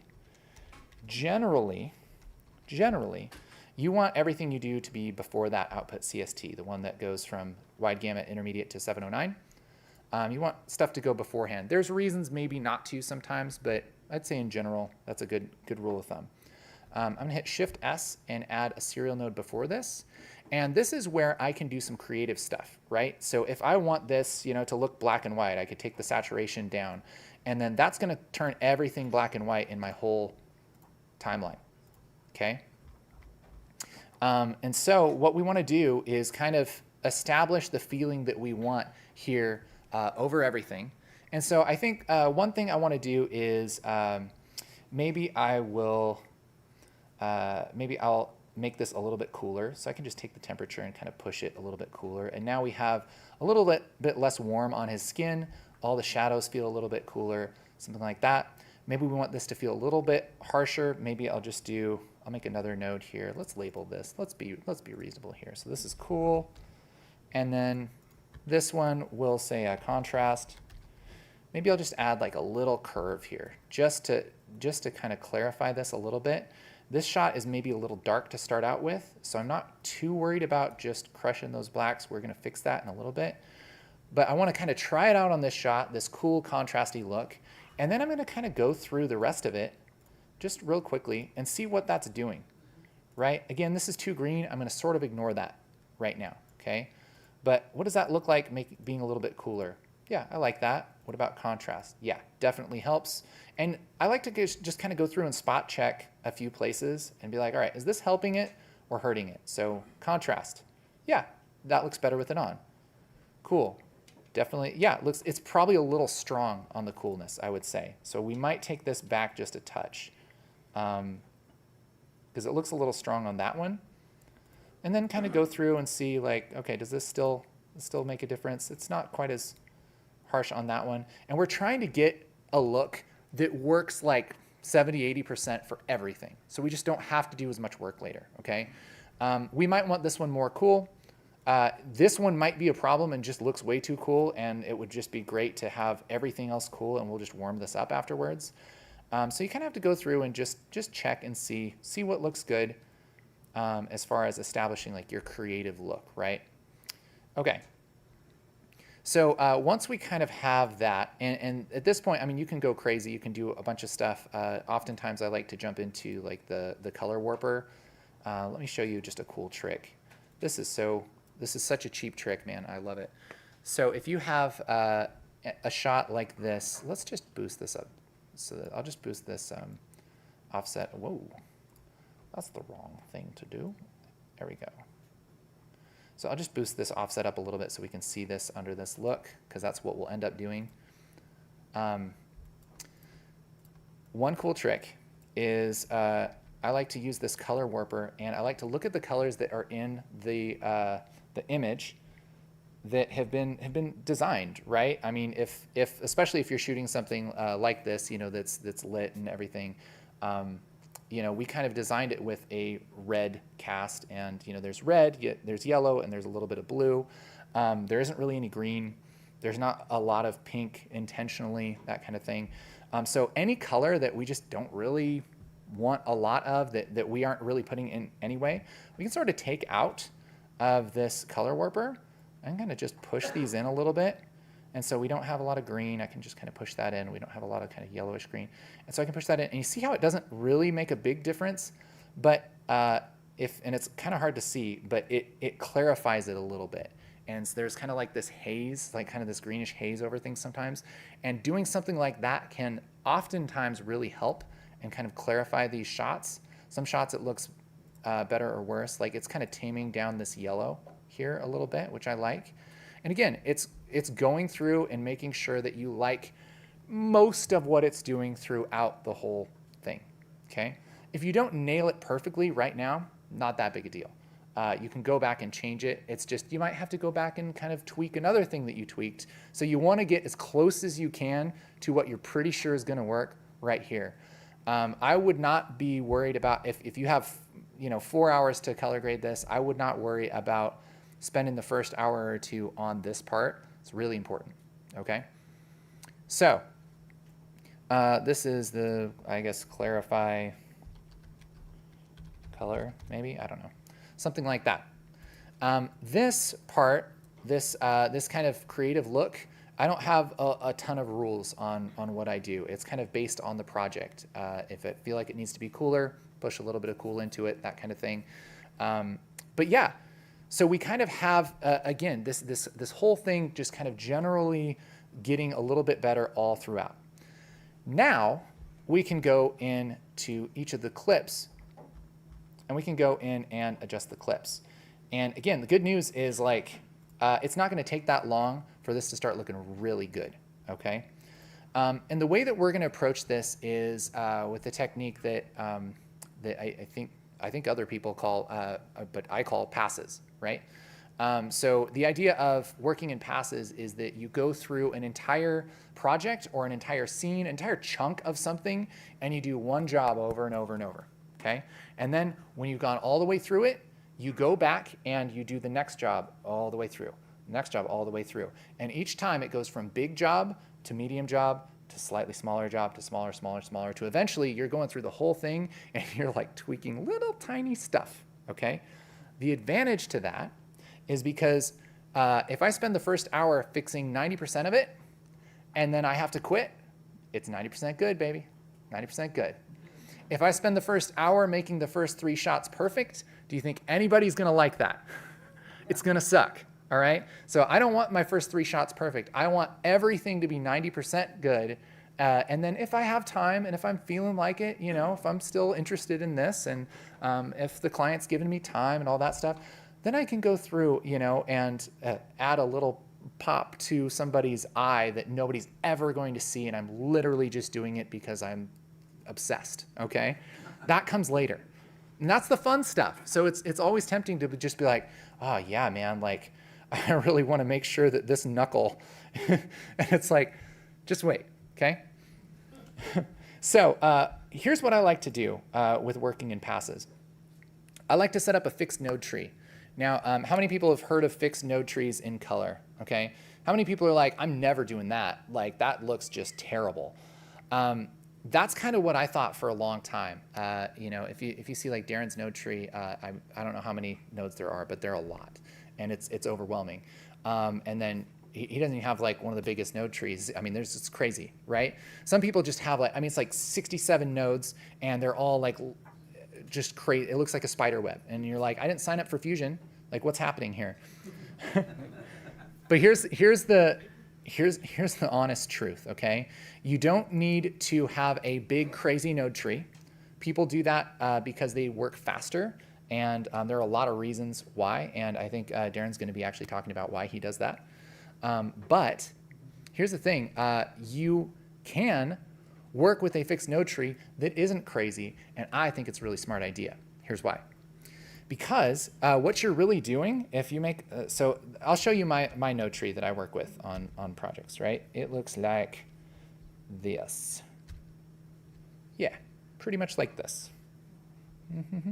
Okay.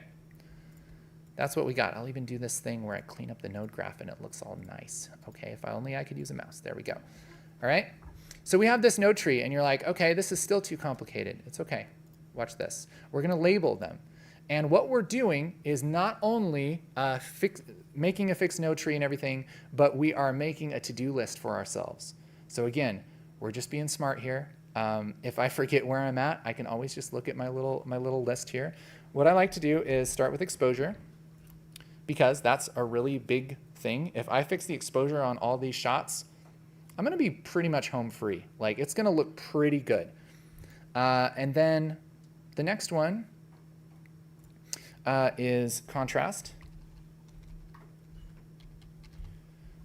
Next one would be saturation and temperature. And then I like to label these window 1 and window 2. And then this one, I like to label tweaks.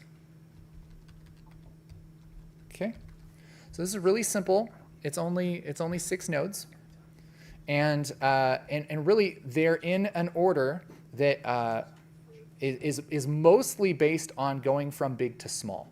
There's also reasons why you would want to do one before the other that we could get into if you're curious, but mostly the exposure makes a huge deal. And then contrast makes a huge deal, and then saturation and temperature is probably less of a huge deal, but bigger than doing a window. And all of those are bigger than doing like little tiny tweaks that I might do later, okay? So the idea behind a fixed node tree is you set up your nodes and you don't do anything with them. It's literally just named nodes just thrown in a random shot. Doesn't matter what shot, okay? Then you take this and you can either save a still, or what I often do is just make this real quick, and then Control A, middle button mouse click on the shot that I put all those nodes on, and hit replace. And now we have this node tree on everything. It's doing nothing. It's just a template, okay? It's just a hollow shell, all right? So now we're set up and we have our own little to-do list. And what we can do is we can start with exposure, and we're going to do the exposure for the entire project, and then we're going to go through and work on the next node, work on contrast, and go through, and we're just going to take it like that. One thing that I would do if I were you, if you're going to work this way, is go up to Davinci Resolve under Preferences, and here under User, under Color, there is this little thing where it says Switching Clips. I would put this on Selects Same Node, and I'll show you why in a second. What this will do is it will make sure that whatever node you have selected, if I have node 3 selected and I switch to another shot, it also has node 3 selected, okay? So if you have a surface, this is really nice, but even if you don't, you can hit up and down on the keyboard to go in between the shots, and you're always selecting that same node. You see what we're getting at here? So we select exposure node, and I can hit up a lot, And now I'm ready to get going. I'm so glad my knuckles popped. That was really, really nice. What's up? Sorry, can you just show that menu again? Absolutely, yeah. At this point, would it make sense to, instead of working in timeline order, to go in shot order, so that you get everything in the same? Yeah, I'll show you that here in a second. So real quick, for anybody that missed that, it's under Davinci Resolve, under Preferences, under User, so it defaults to System. Make sure you switch to User. This looks like it should come after this, but it doesn't. Switch to User, go to Color, and then about halfway down, make sure Switching Clips selects Same Node. Okay? Appreciate it, thank you. Yeah, no problem. Dude, this has gotten me so much. It's just so frustrating. I'm just like, why? Yeah, it is. So, so this is really cool because now you can go through your shots, and again, because we're working in passes and because we're doing the minimal amount of effort here, I can just pick whatever tool I want to adjust exposure. I like the master wheel under offset here because it's just easy to grab and it does a pretty good job of looking like it adjusts exposure in a pretty accurate way. I just kind of keep my wheel over this and I can roll up or down on my scroll wheel like this, or if you have a surface, that's really great too. But I can hit up and down here and I can just scroll up and I can kind of go through and just real quickly fix any kind of exposure things I have. Now, if you have shots that are kind of like this, that are just like cut, you can always select them like this and middle button mouse click, and that will copy that. You can also do some fancy things like rippling nodes to other things in the group, which we won't get into, but that's a nice way to do it. You can also just copy a node like this. You can hit like Control C on an exposure node and switch to this and hit Control V, and that will paste that same exposure just in that node. It's not copying and pasting the clip or all the nodes, it's that node that you have selected, right? So that's a really cool way to do it. One thing that you might want to do if you have a project with metadata to where it knows what all the different cameras and all the time code is right and everything, and you haven't ruined that by transcoding or anything like that, you can go up to View and go down to Timeline Thumbnail Mode. And you can go down to Source and check this out. So this is like movie order right now. So this is like the order that they're normally in the timeline.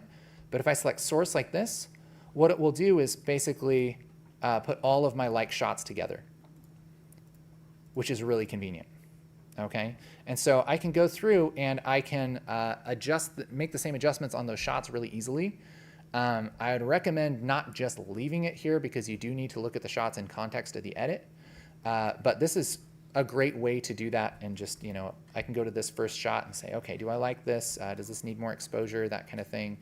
And I can kind of rough that in and make sure I like the exposure, I have a good light level and everything. And then I can just shift select all of these, middle button mouse click, replace, and now those are all corrected, right? So same thing here. This one's like way too dark. We went crazy on this one. So I can kind of boost that up, and I'm gonna have to do a little bit of work on that. We'll probably have to do noise reduction, that kind of thing, just because it's way underexposed. But again, same thing. We're trying to move really quick and just do the exposure. And that's the other thing about this process is it's really, really easy to second guess yourself. It's really easy to be like, oh man, well, am I sure? Generally, if you look at a shot and your first thought on the first 5 seconds of the shot is probably right. I look at that and I go, ooh, that looks dark. But then after a while, you're like, I don't know. I mean, it's okay. It's moody. And it's like, no, man, it's dark. It's dark. Just push it up a little bit. You can always push it back down later. Just try it, okay? That's the big thing, is just jump in and mess up some shots, man. Like, it's all right. It's okay to mess them up a little bit. Grab all these, middle button mouse click. I'm gonna go through this whole thing real quick. All right, this one's gonna be a day for night, which we don't really have time to get into, but I know this is probably gonna be a lot darker than that. Okay, cool. This exposure, this is supposed to be at night too, so I'll maybe push this down a little bit. Okay, and middle button mouse click there. Let's fix these. Do these look good? I think that's probably okay. This one's maybe just a little bit dark, so we'll push that up. And you just go through and just really quickly just kind of go through and set those. This one can maybe go down a little bit. That looks nice. this one go up a little bit. And it's literally just the offset wheel. That's all I'm doing. And I just have it set up to be a little bit easier. This is kind of cool. Push that up. Great. So now, look at this difference on this this movie. It's all watchable. It's all not offensive. Like it looks pretty good. It looks pretty good. And so if I have to stop there, not the end of the world. Not the greatest, but it's not the end of the world. Okay. So that's cool. Okay. Now that I've set my exposure, and again, I'm maybe 75% there, then I'll switch to contrast and go, okay, how does this look with contrast? Like, does this need a little bit more, a little bit less and stuff? Like, I don't know, let's try it with a little bit. I can adjust contrast and pivot here in the primaries. You could do curves. It doesn't matter. There's no right or wrong answer. It's just what you like. But just focus on contrast for all of these. Go through and adjust that. So let's just do like a couple shots because I'm going to be running low on time. Let's do this shot. But yeah, contrast. Maybe I want just maybe a little bit of this, and then maybe I'll push the exposure up just a touch to kind of deal with that. And so you go through the whole thing, contrast, right? And then you switch the whole thing to saturation temperature. Like, does this look good as far as what the color cast is? Is the white balance off? That kind of thing. I want to see what this looks like, maybe just a little cooler. So I'll push the temperature just a touch, see what that looks like.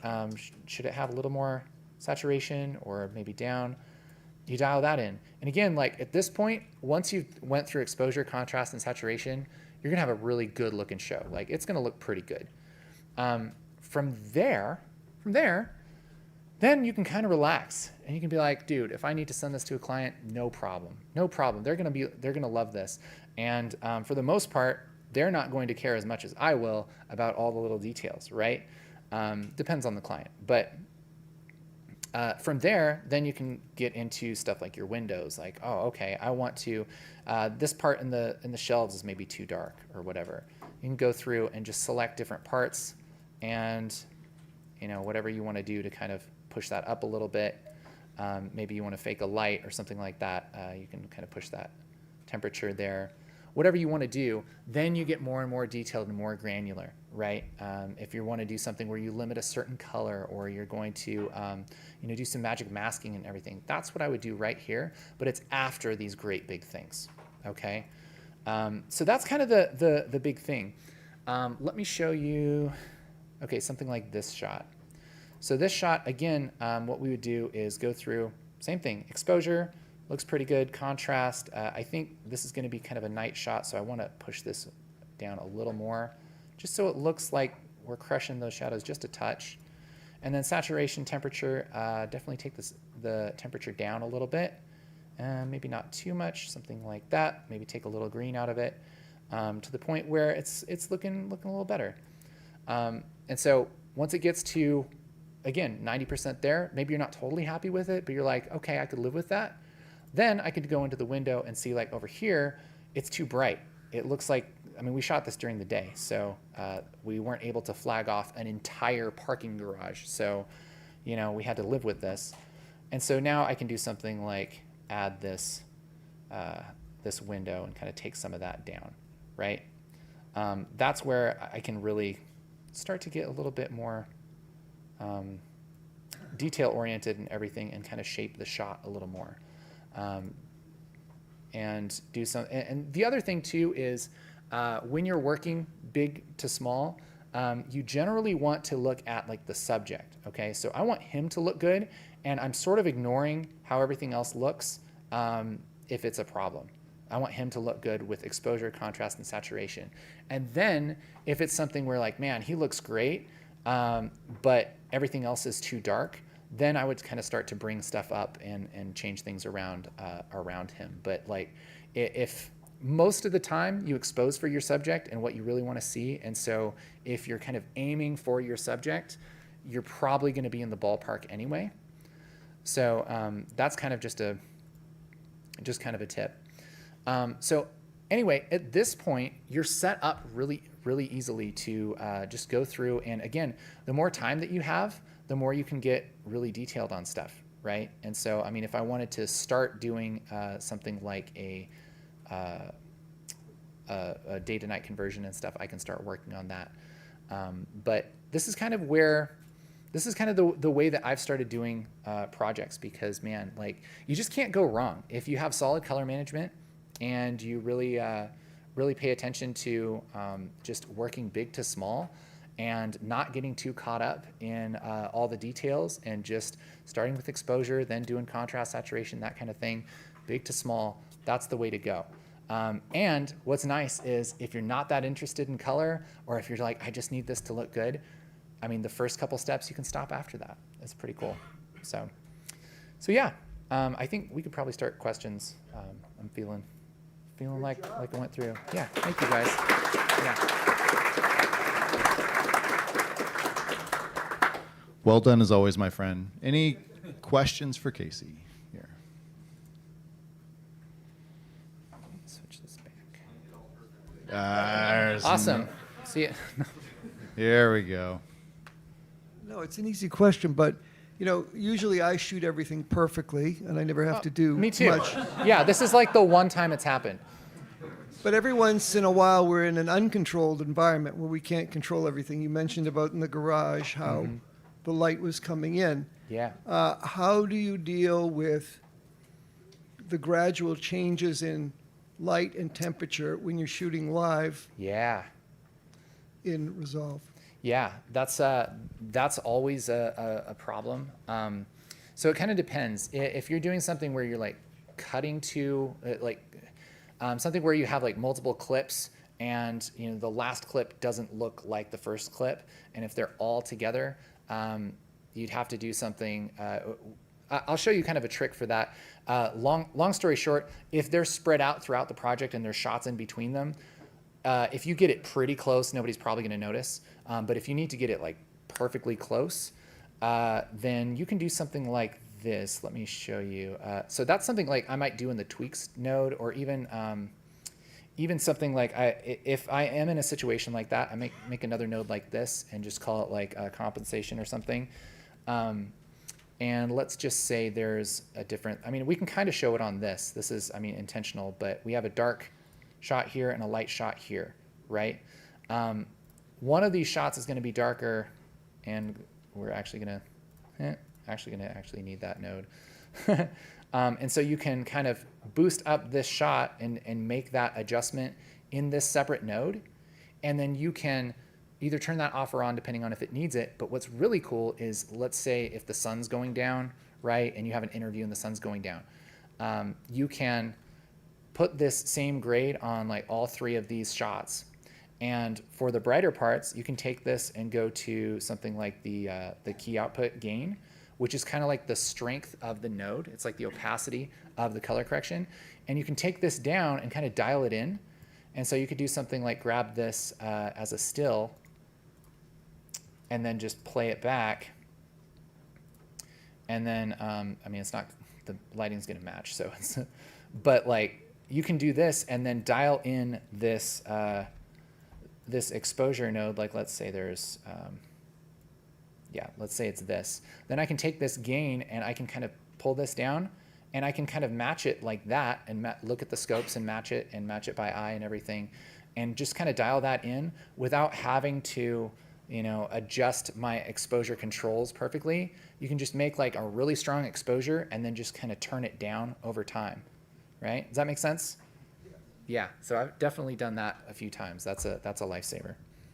Yeah, question right over here. Do you even mess with skin tones? Do I even mess with skin tones? Do you bother with skin tones? It depends on the lighting. Depends on the situation. Like Dario was mentioning yesterday, a lot of the weird stuff that a camera might do to skin tones, a lot of it can just be helped with color management, and it automatically looks better than it typically would if you just tried to color grade it yourself. But yeah, I mean, it kind of depends on what you're doing. If there's like a weird light on the skin tones or something, you might qualify that, or even use something like custom curves and kind of adjust that. And I mean, I've certainly done tons of work just selecting the skin tones either with a qualifier or even just a soft window. There's certainly a place for that. I would say that if you're doing that a lot throughout your whole project, there might be something you need to change on your look or the way that you've kind of processed everything. And it's just mostly like you're just making more work for yourself if that's constantly a thing. And if it is, then you could even do like a skin tones node in the overall grade and say like, oh, none of the skin tones are bright enough. So it's like you have a brighten skin tones node for your look on your group post clip. And then you don't have to do that for every single clip. Depends on the situation. You can get yourself in trouble for that. It's kind of a big thing. But yeah, does that make sense? Yeah. Okay, cool. Thank you for the question. Great. Any other questions? Because we do have a few from chat here. Awesome. One is any tricks or workflow to share to get amazing black and white effects? Ooh, okay. Yeah, I can share a couple things. Typically, what people will do with a black and white is, where is my, just turn that off. Okay. Typically what you see with black and white is, let's see, let me just kind of get rid of some stuff here because it's going to make it more annoying for us. I'll just simplify this here. A lot of the time you'll see somebody just turning down saturation and they'll go, why doesn't my black and white look good? You're like, well, it wasn't really designed to do that. I mean, you do have to do a little more work than that.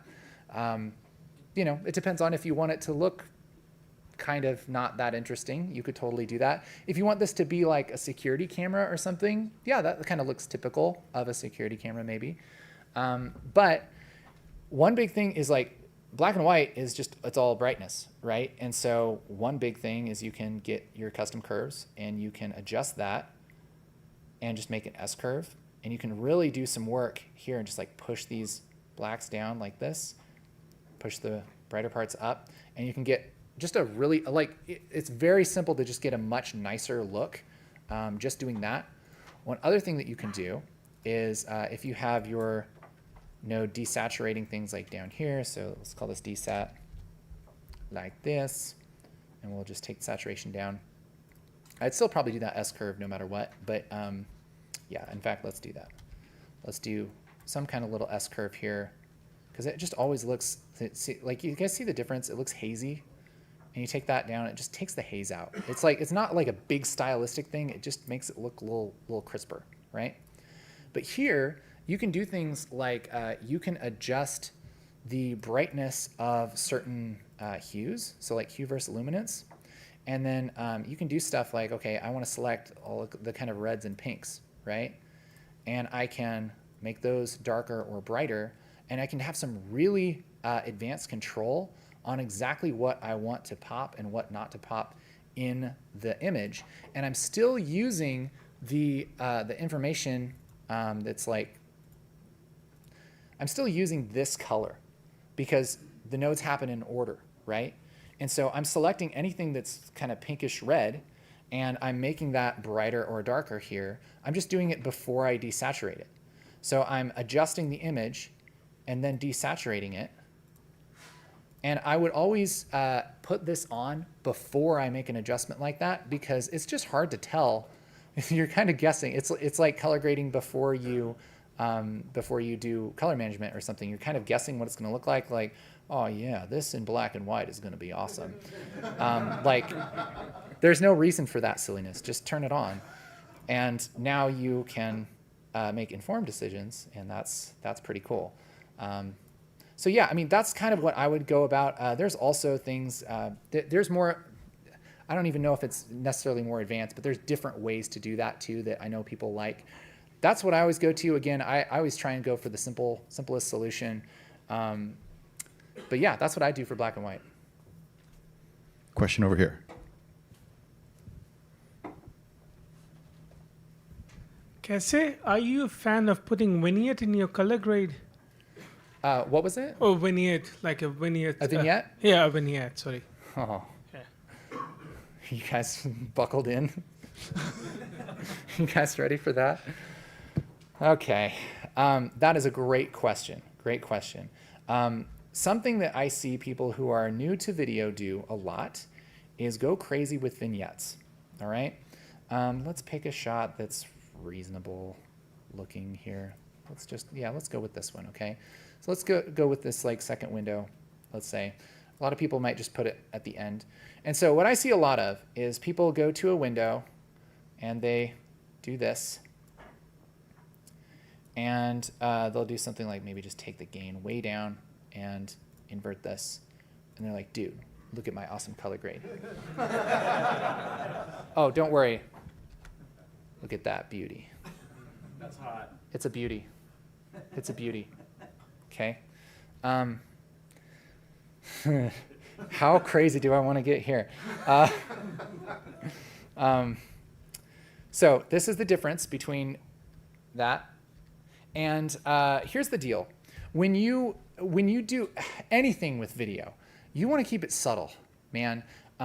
You don't want something like this on your shot. The only time I could possibly think you'd want something like this on there is if you're literally looking through a telescope and you're like, oh yeah, man, like that makes a little bit of sense. And even then I'd probably darken the outsides and I'd stylize it so it looks intentional. It didn't look like you just didn't know how to do a vignette. So a vignette, the name of the game is keep it really subtle.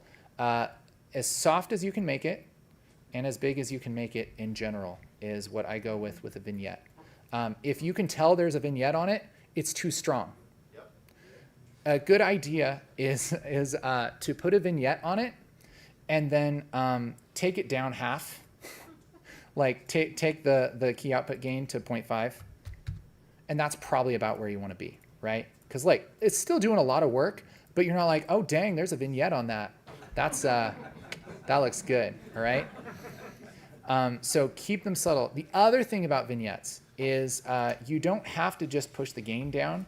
You can do all kinds of stuff with a vignette. You can take the gamma down, and that's a little bit more subtle, a little bit more natural way of darkening things and kind of keeping a little bit of interest away from the edges and bringing it to the middle. Yeah, I would do that. And then you also don't have to have the vignette take up the whole screen like this. You can do something like just focus on this guy like this. Again, I'd make it really as soft as you want. You can generally tell how long somebody's been color grading by how much they use really soft ellipse windows. Because that's like what everybody realizes after a while that you don't really need a whole lot of else. You can basically do everything with a soft vignette or a soft circle window. But yeah, something like that, it still looks good and it isn't like, oh man, there's a vignette on it, right? So subtle. If the camera is moving, basically the stronger the vignette is, the more you'd have to probably track it. You almost never have to track a really soft window, depending on what's happening and how strong your actual adjustment is. But yeah, I don't know. So there's some stuff about vignettes. Any other questions for Casey?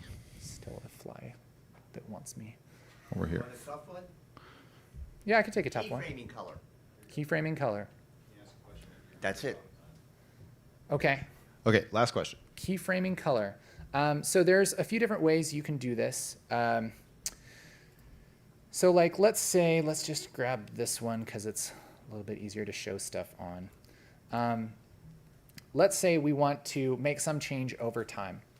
A way that I like to do it is I like to make the change that I'm going to animate its own node. And so maybe let's just do the black and white thing. Okay, so B-dub, right? And let's just turn this totally on just to see what it looks like. Okay, and let's say we want this to fade down to black and white. There's other ways to do that. This might not be a situation where you'd actually want to keyframe it, but it works the exact same way. Okay, and it's simple to show you. So black and white, we want this to start out in start out full color and then go to black and white. What I would do is I would go to this little buddy down here, which is the keyframes panel, and here is this really kind of scary looking list of things. And really all you have to do is click on this little diamond right here next to the corrector that you want to animate. Make sure that it's red or orange or whatever that is. And then you can animate basically anything that you touch it's going to animate. So what you can do is go to like key output, and I can just wiggle this and just reset it, and that will set a keyframe there. Okay, see how there's a keyframe? And then towards the end of the shot, let's just have this fade out. I can leave this on, and then I just adjust it to whatever I want it to be. I can take this gain all the way down, like that. And now I have these little triangles, and that shows that these are, it's tweening in between those keyframes. And now I'll remember to turn this off so I don't ruin things later, okay? Because anything that I touch with that, it's going to add a keyframe to. So I just do that, click this little thing, make my adjustment, click it again, and now this will fade from black and white into color, or the opposite, whatever you want to do, right? Okay? Okay, can I add one last extra piece to that? Do we have time? I want to go back to the first keyframe. How do you tell it to go back? We can go into that during another time. We gotta. You can just get move into a over break. to the keyframe though. It's pretty easy. Yep. All right, guys, give it up for Casey. Excellent work. Good job, man. Okay, we're going to go into our second break. And when we come back, we're going to be giving more stuff away. Also, guys, reminder, the Davinci Resolve Battle Royal back there. Please sign up. We're going to be picking people to be on the team after lunch today. Get those names on there. We'll see you back in a little bit. Thanks.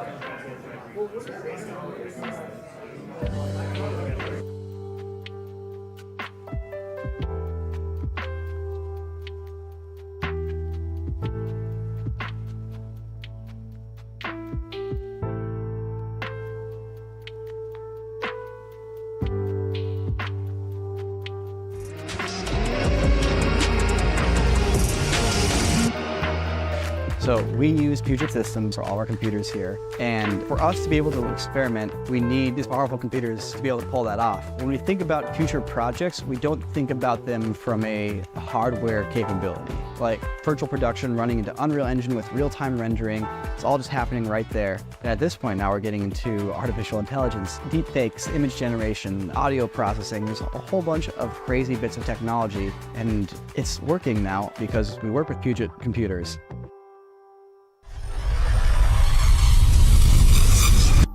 Hey, Casey Faris here, and I'm really excited to announce our new course, Fusion Zero to Hero. This is a course designed to take content creators from knowing nothing about visual effects and motion graphics to truly thinking like a compositor. We've been making online courses on Davinci Resolve for a long time. We've learned a lot about how to structure courses and how people learn. And the very most important thing to me has always been, I want somebody to be able to do new and amazing things at the end of the course that they couldn't do before.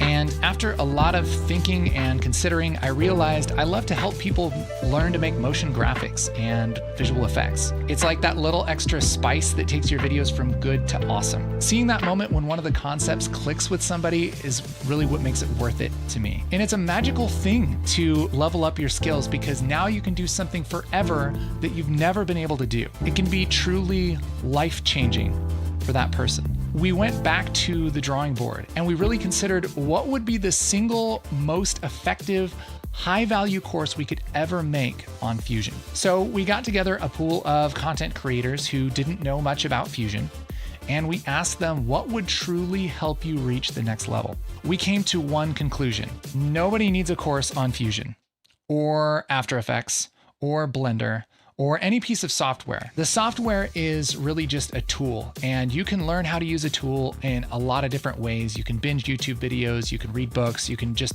open up the software and mess around with it. The one defining factor that we see time and time again that makes the difference when someone is learning Fusion is a mindset change. Anyone can follow a series of steps to recreate a green screen effect or design an animation, but the person who's able to take the concepts from those exercises and internalize them and apply them to new ideas is the one that really unlocks the new levels of creativity. Like, those are the people that we see making the epic videos with original ideas and creating new mind-blowing things. So we thought, what if we made a course that didn't teach you just how to use Fusion, but taught you how to think like somebody who is amazing at Fusion? That could really change somebody's career and their creative power and their life. And that's what we've created here with Fusion 0 to Hero. It's an online course designed for content creators who edit with Davinci Resolve. And we start not just with the basics of the Fusion page, but the very foundations of why you'd even want to use the Fusion page. We dive into the concepts of visual effects and animation and motion graphics to build a solid foundation so that you know what the heck you're talking about, and you have an idea of what's involved and the kinds of things that are even possible. The course guides you through our specially designed roadmap to take you from knowing nothing about graphics and effects to being comfortable with the tools and creating your own strategies on how to solve problems and create original effects and make beautiful animations. We're not just teaching you how to use the tools, we're teaching you how to think for yourself. The other major problem with online courses is that they're often not really very interactive. If we really want to help you learn, we have to be able to connect with you on a regular basis. So when you get the course, if you want to, you can join us on Discord, which is a free platform where you can connect with other students and ask questions and get help anytime you need. So you'll have an invite to join our server that's been totally redesigned to support your learning journey and help you build that compositor's mindset. And every few lessons, you'll have a challenge to test your skills and check in to see where you're at. You can post the challenges sort of like homework and get quick feedback from other students and from our team. You'll also have access to my new live workshops, which are on Discord, where I work with you one-on-one to solve any problems or clarify concepts where you might be having trouble. This way of working together and sharing in community and getting that high quality feedback, it just turbocharges learning. Here's what some of our students have to say. I didn't know how any of the nodes worked or any of the concepts. After just 1 week, everything changed. Anytime I have interesting ideas or cool things that I want to do, I know how to do that in Fusion and I don't have to rely on the edit tab. I basically just leveled up my video editing game. I was completely self-taught when I started the Ground Control Fusion course, so I really liked how it broke it down into these very easily digestible pieces so that you could learn at your own pace and you could also follow along because I'm a visual learner, so that worked really well for me. The course has given me the confidence I needed to go from doing very basic VFX and motion graphics to becoming a better compositor. It gives you the confidence and the abilities to do what's in your head and bring it to life. I thought I knew a fair bit about editing until it came to Fusion. Now, thanks to this course, I understand what it is to be a compositor versus an editor. I'm actually able to look at other creators' videos and understand how to break that down within the Fusion page. In my opinion, I think overall when you encompass everything in there and also the compositor's mindset that you'll adopt as a result of this, that ability to look at videos,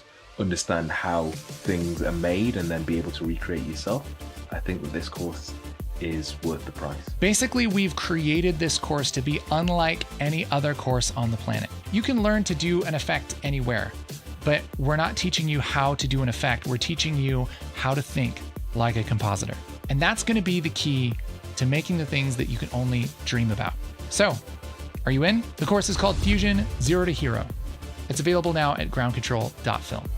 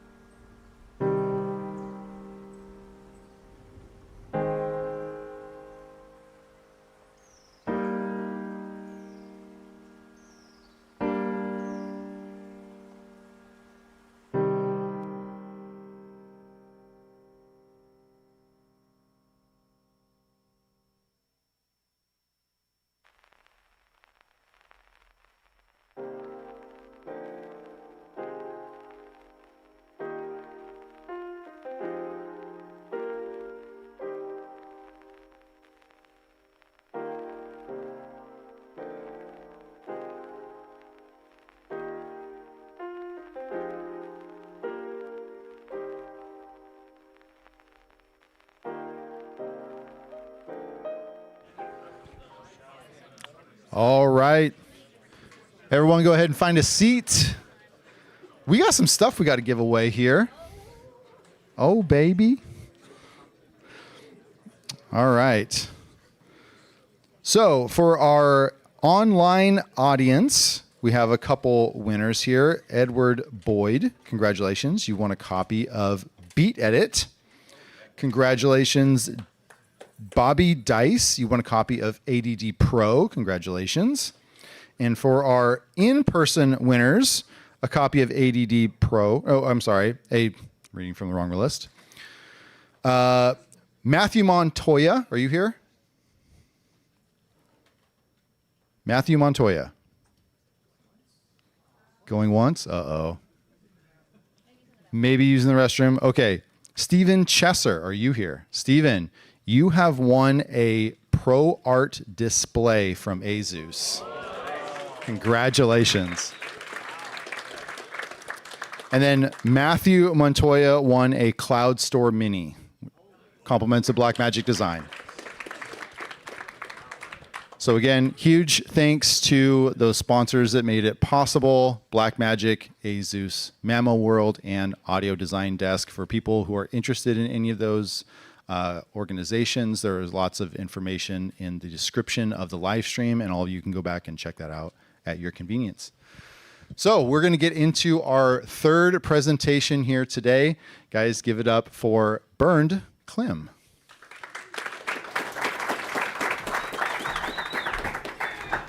Thank you and good morning. Yes, I've already met a lot of you yesterday in the workshop. For everyone else, so yes, my name is Bernd. I am doing freelance VFX compositing.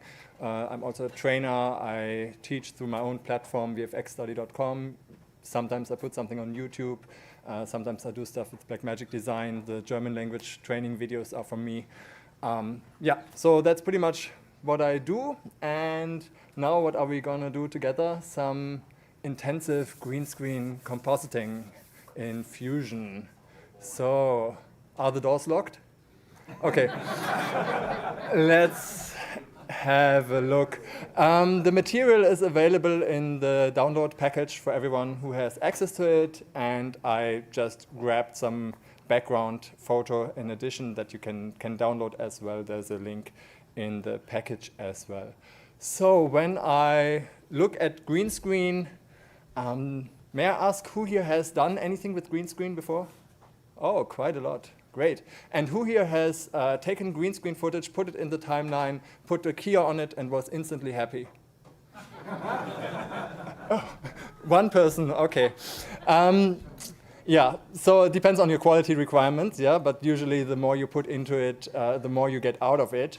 And I'll show you how you can put in a lot into it if you want to. And if you're deep into Fusion, you can probably do everything right away. And if you're just starting with Fusion, then you can think about it more like from a perspective, how does a compositor think about this? How do you break apart the problem? And then as you learn more and more about Fusion, as you get more familiar with the tools, you are able to implement some of it here, there, and then put more and more together. Before I start, I have a look at what I have here in front of me. So what type of file do I have? What did the client hand over? Very interesting for keying is always resolution, right? So in this case, this is nice to share and for training purposes, but these days, if I get an HD clip, I probably ask if there's something in higher resolution available. Even if we later, the delivery is lower, if we start from a higher resolution, we have a better chance of getting good quality edges from the keyer, and we can always downsample later. The other way around, we start with something that's not that clean or a bit blurry, and then getting back, we just have a better starting point that way. Another thing, resolution, pixel resolution. The other thing is resolution in the color channels. So when you do green screen keying, you want to avoid chroma subsampling. So you want to avoid compression algorithms that include that. So I think most of you will be familiar, but if you're not, so our eyes are more perceptive to luminance than to changes in chrominance, and the streaming codecs make use of it to make the file sizes smaller, but that's bad for the keying because the keying needs all the 3 color channels to find that separation. So we don't want that for keying. So in this case, we have an DNxHR HQX codec, which is a 4x4 codec. Most likely this was debayered from a raw clip, which is totally fine. There is no immediate benefit for me to work on raw media. I don't say there's no benefit for raw media, but the benefit for raw media is that during debayering you can make choices, right, if there's some problem with the exposure, with the white balance, and so on. But the keying process starts after that. Once you start with the keying, you cannot really change your raw debayer setting because everything afterwards gets messed up again. So for me, it makes no difference if I have a raw clip and debayer it properly here, or if someone gives me something that's transcoded.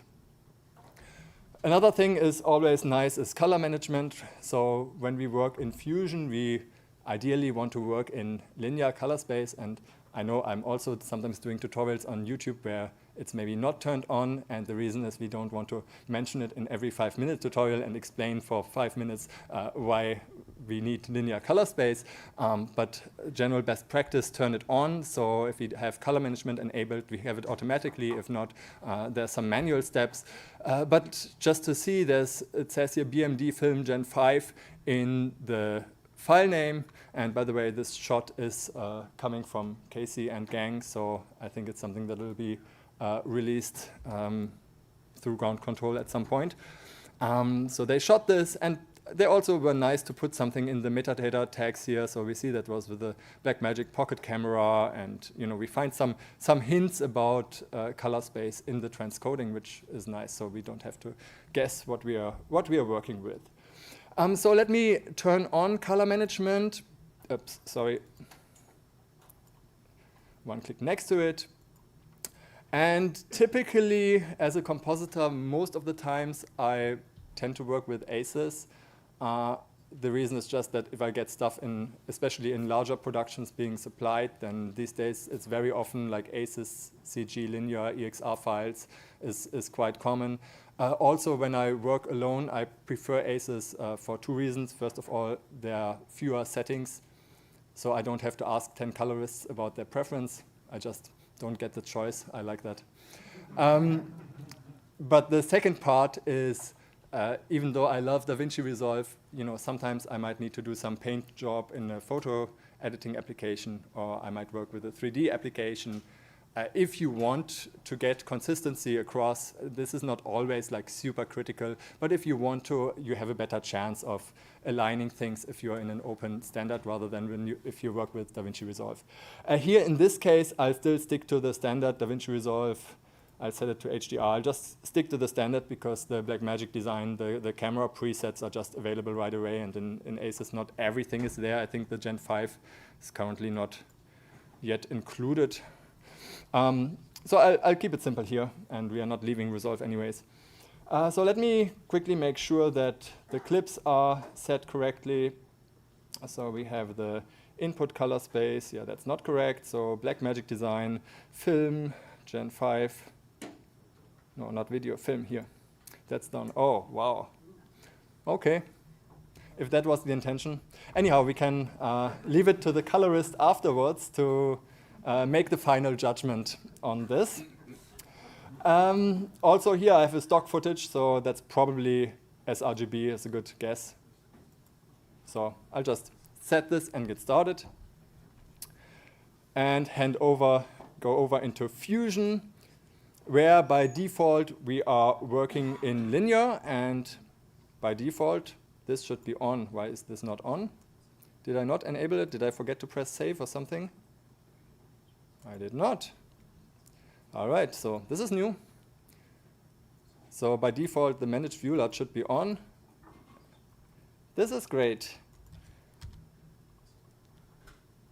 This is really great.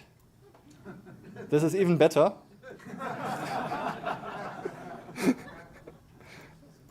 Okay, it seems like we're not doing color management today. Okay, I tried this on my laptop this morning, and on this computer a few days ago.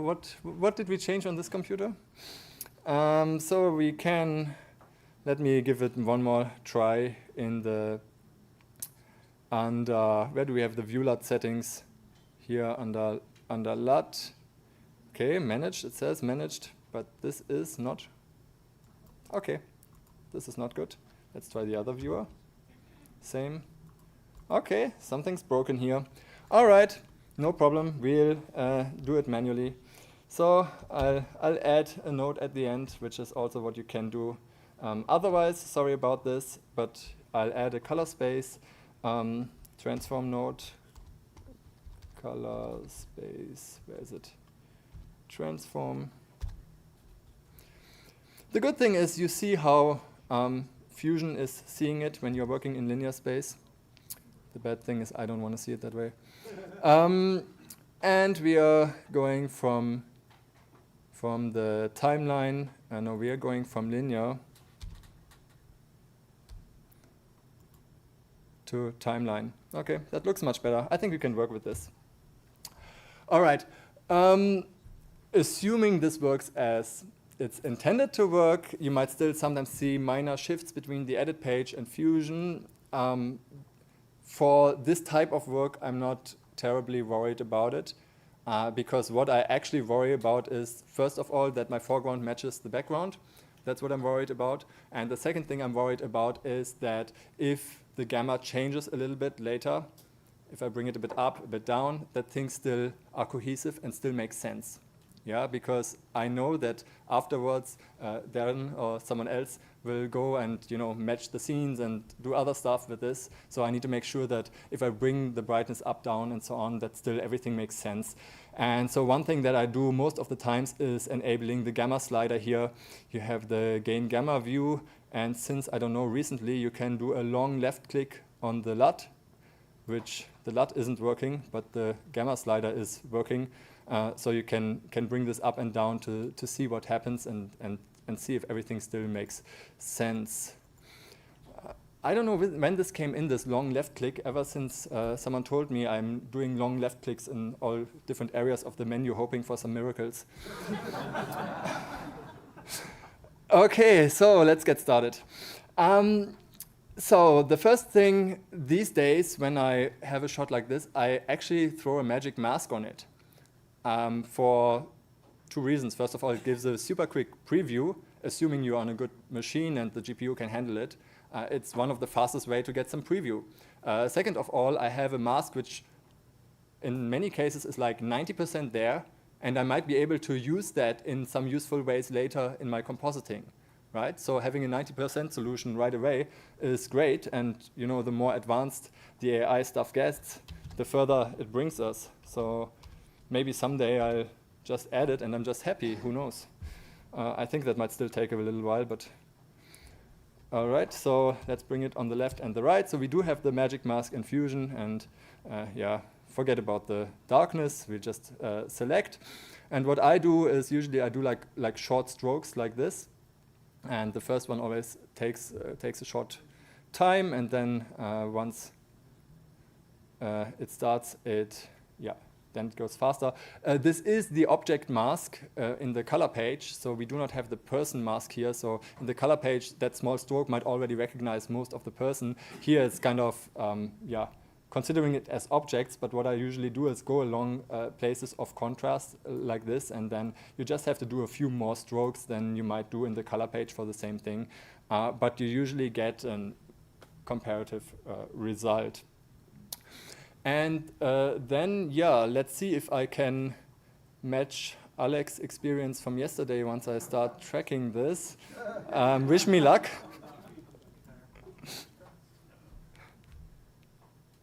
Please.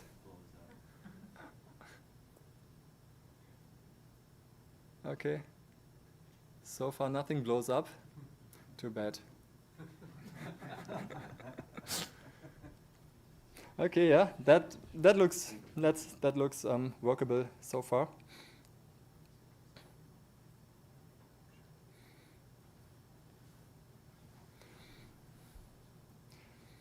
Yeah, and if you think about other tasks that we usually do in keying, like building a garbage mask, solid mask, those kind of things, and I'll come to this, just having something quick and dirty to start from, is just a benefit. if you do like a hell lot of keying, like feature film or so, personally, I would also explore some of the other AI tools that are out there.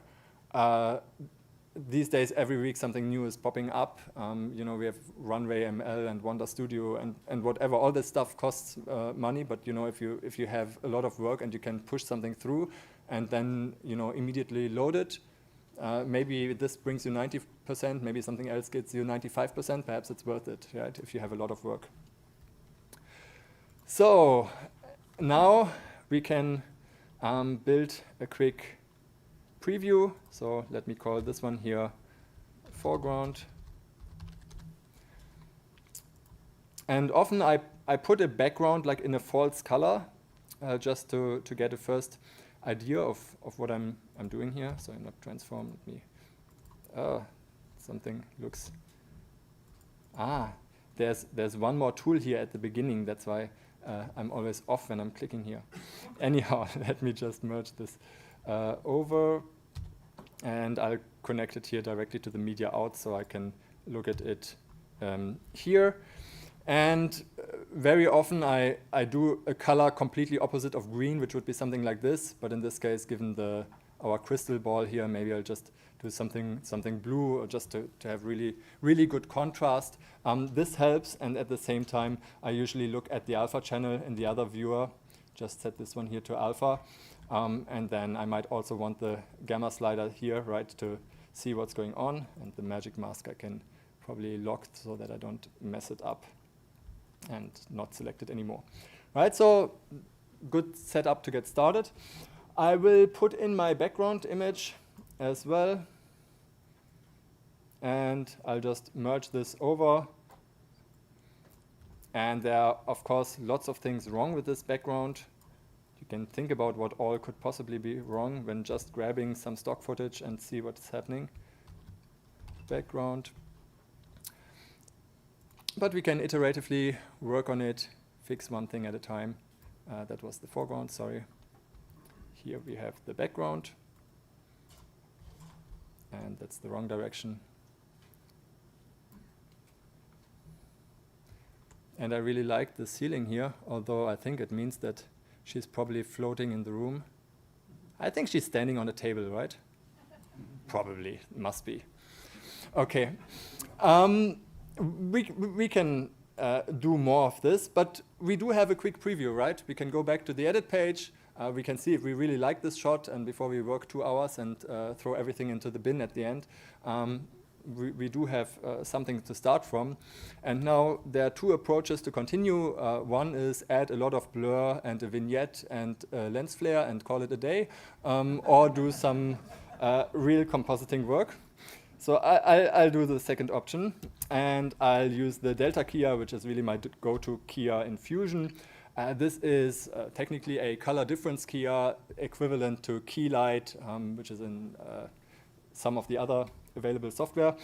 And yeah, that's where I start. And you know, I'll put it in right away so I can avoid the dark view a little bit. And let's start sampling the color. So what do I use the keyer for?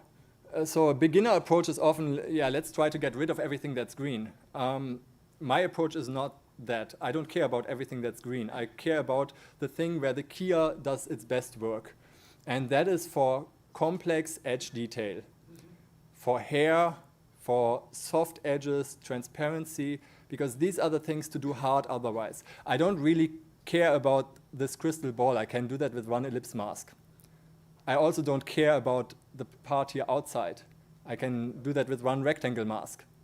Yeah, so I care about the stuff that's really hard to do without a keyer. That's what I care about, and that's what I will use throughout the process. So when I sample, I think about, okay, where is the toughest area? Not, you can go around and sample and see where it looks most, where you see most black, right? But that's not what I do. I think about, okay, where is it hard, which is probably here where the hair is. And yeah, this is a bit strange with the background. Sorry, I'll just put this into the right view, and I'll just do manual color management here with one gamma slider. Okay. Yay. Okay. And a mouse which has too many buttons for me. Okay, so that's my first start. When I sample, you can control drag to sample a few pixels, which gives you an average, which is good with noise. Speaking of noise, we do see noise around here, and noise has a pretty detrimental effect on chroma keying.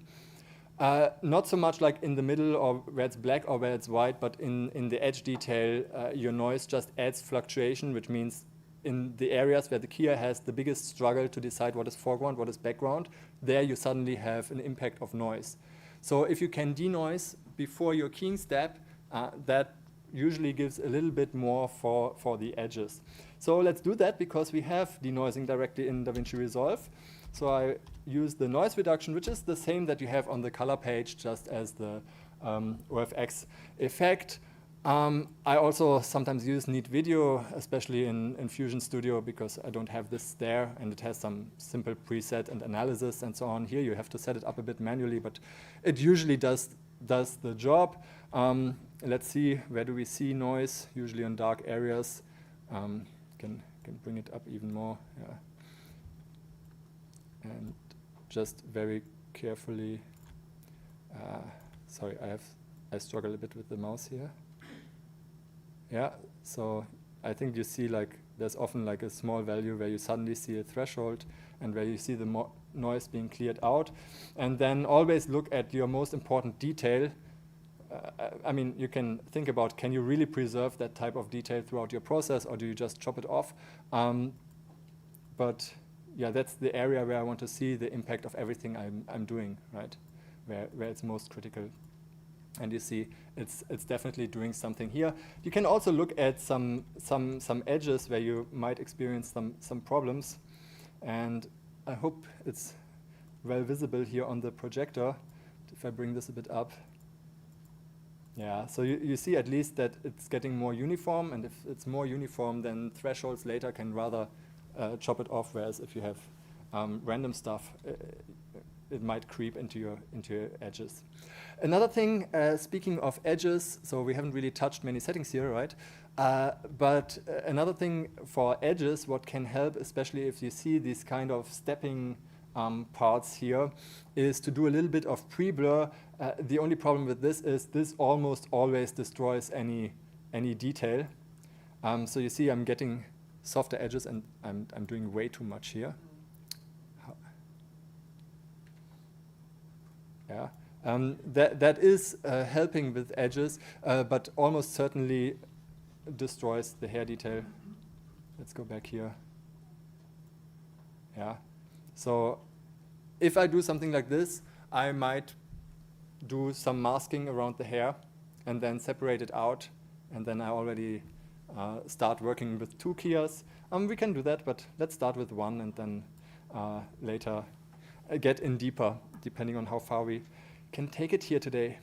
So next thing, just one thing here, the balance slider is sometimes helpful. So a color difference keyer compares like the green channel with the 2 other channels, like with a difference of green and red, difference green and blue. If your foreground is very dominant, leaning towards either blue, or dominant, leaning towards red, then this balance can help. So in this case, it's clearly leaning towards red, and I have no idea which direction that is, but I'll just try.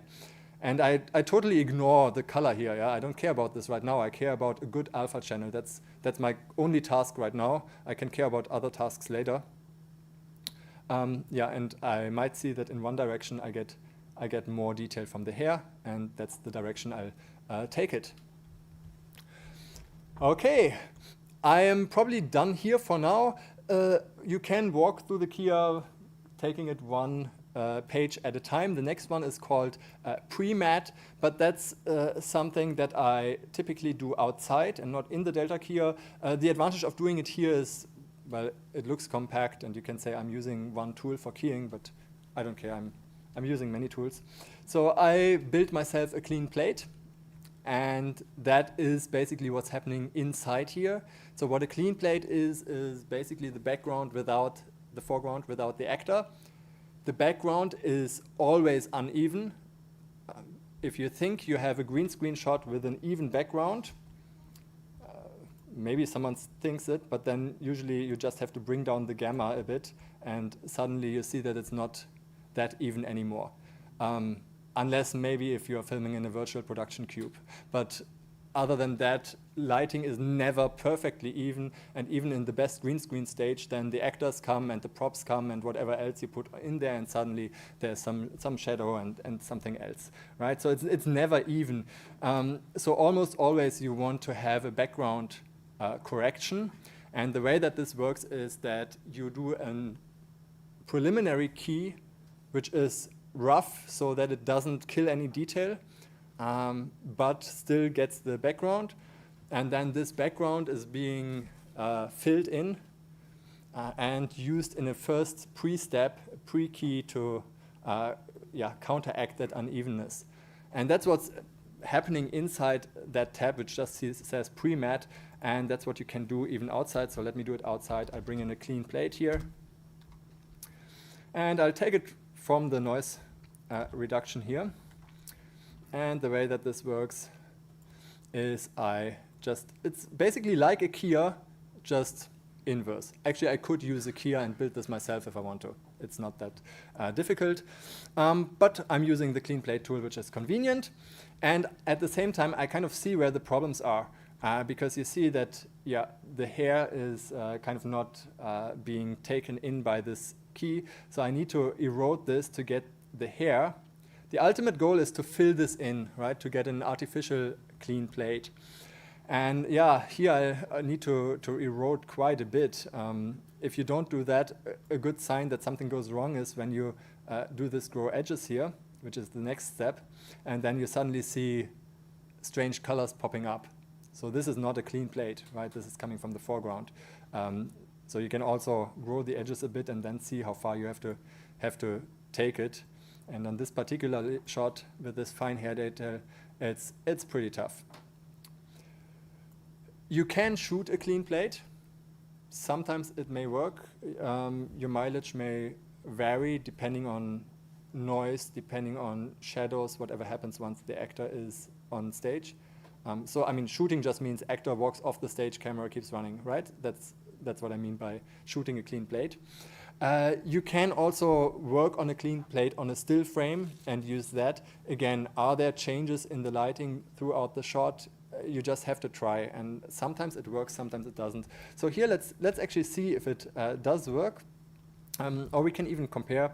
So if I hook up this one here, and I need to grow the edges, it doesn't need to be all green. We only care about where the keyer is actually working. Nobody cares here or there, right? But if you want, you can click fill, and it looks more green. Let me connect this, and often this is like, wow, the background is completely gone. For me, it's not wow. For me, it's only wow once I look into it and see how much detail I have retained. Yeah. For me, it's not wow that I have clean over here. I don't care.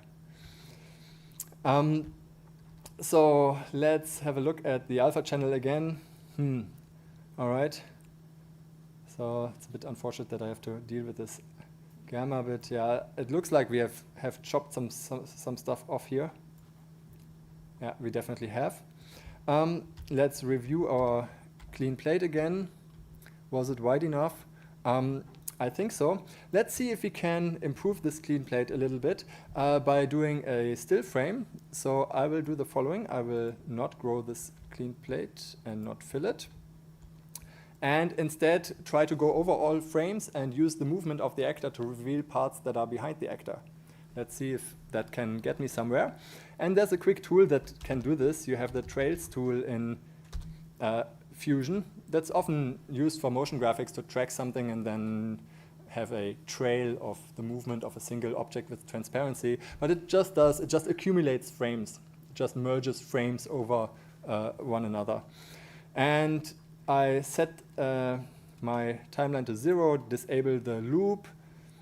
I can restart this and just let this run once. And let's bring this into the view and see what's happening, if this is helping us. And I didn't have the shot on the other viewer, but basically as she's moving, different parts of the background are being revealed, and that's what I'm using here. I would usually now save this out to disk and load it again. just because if I open this again, I don't want to run it again or forget it about it, or during render see what's happening, because this was like accumulated over the timeline, right? So if I'm working with the still frame, just save it out, right click, save image. But now we are not restarting, I hope. So let's just attach this to the clean plate again and see if we got any better with this. It's certainly, well, there's hair detail here, there's something there, but overall I think it looks worse than before. Because I didn't fill anything. Right, so I did my trails, but it's still, I haven't revealed everything, right? So I'll add another clean plate. And in this one, I'll just sample again, and now I grow the edges. Whoa, and it seems like I still missed a little bit in the step before. Okay, so probably I'm not doing the very best step here. But, it's life, so yeah, I'll just fix it like this. Whatever. Okay, not perfect, but hey, we did get the hair detail back. This was chopped up a second ago, right? So we do have some hair detail back. So, play back and see how it's throughout the timeline. All right, let's take care of a little bit of the garbage around, like all this stuff, And I do have my magic mask. So if I use my magic mask, I used it in the standard mode, right? So on the color page you have this, I think, advanced refine mode or whatever, and you have some settings here. I didn't even go into this, but I do have a pretty hard key from the magic mask, which is okay, because I will use it that way. I will just use an erode dilate node afterwards, and can use this to get either an inside key if I shrink it, or an outside key if I go in the other direction. So what is that good for? So outside key, if I have a key with a good distance, not touching the subject, I can use it as a garbage mat. Garbage mat just says what it means, everything that's garbage that I need to get rid of. I take care of that. So I have eroded it. I am looking at my key here or here, and I will, so let me clean up the flow a little bit so you can still see what's going on. Let me get one of these guys by alt clicking and move this a bit over. And this erode dilate in this case is doing a dilate, or some people say grow the key, depending on which tool you look at. There are different naming. So I make this key bigger and I attach it alt to see the options to the garbage mat. And now we declared our subject as garbage, which is not nice. So I go into the garbage mat and click on invert. Okay, and now everything outside that part is gone. Sometimes you have stuff in the middle of the subject, which is the inverse problem. That happens often if you have some reflecting clothing, or like a badge that reflects some green or stuff like that. Happens all the time. Rather than trying your keyer to tune for that, then you do the opposite here. Shrink it and attach it to the solid mask. So we have a solid mask input where we say, don't key this is solid, and we have a garbage mask. Don't key this has to go. Yeah, so that's how this works. How far are we now with our entire shot? So we still have noise here and so on, because I haven't yet tuned the keyer. So I can at some point go into the matte tool, and then I really have to work with the thresholds. I do this relatively late because I want to be as gentle as possible to retain as much detail as possible. Yeah, so I want to do the other stuff first. Nonetheless, we can't keep it off forever. So let's see. You can bring the gamma a little bit up to see where you have problems in the black, and then either chop in from here, or with the threshold values, which is like a hard clipping off, or if you see like individual dots, which sometimes happens, like individual like tiny bit of noise, then these clean sliders here, clean background, clean foreground, they can help with this. Again, if you do too much, you are also losing again stuff, right? So that's always the compromise. Where do we have? There was some frame where we had some loose hair flying around. Or did I kill that? Maybe I killed it with my mask here. Let's see that this is large enough. Was this the reason? No, it wasn't. No, that's too much. Okay, maybe I killed it earlier. Happens. Compositing is troubleshooting. So no, but here at least we have some left.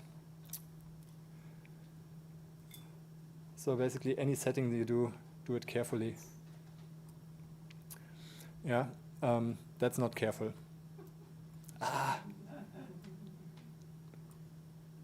Okay, let's try a bit of clean background. Yeah, and sometimes you have to accept that you can't get every single strain of hair.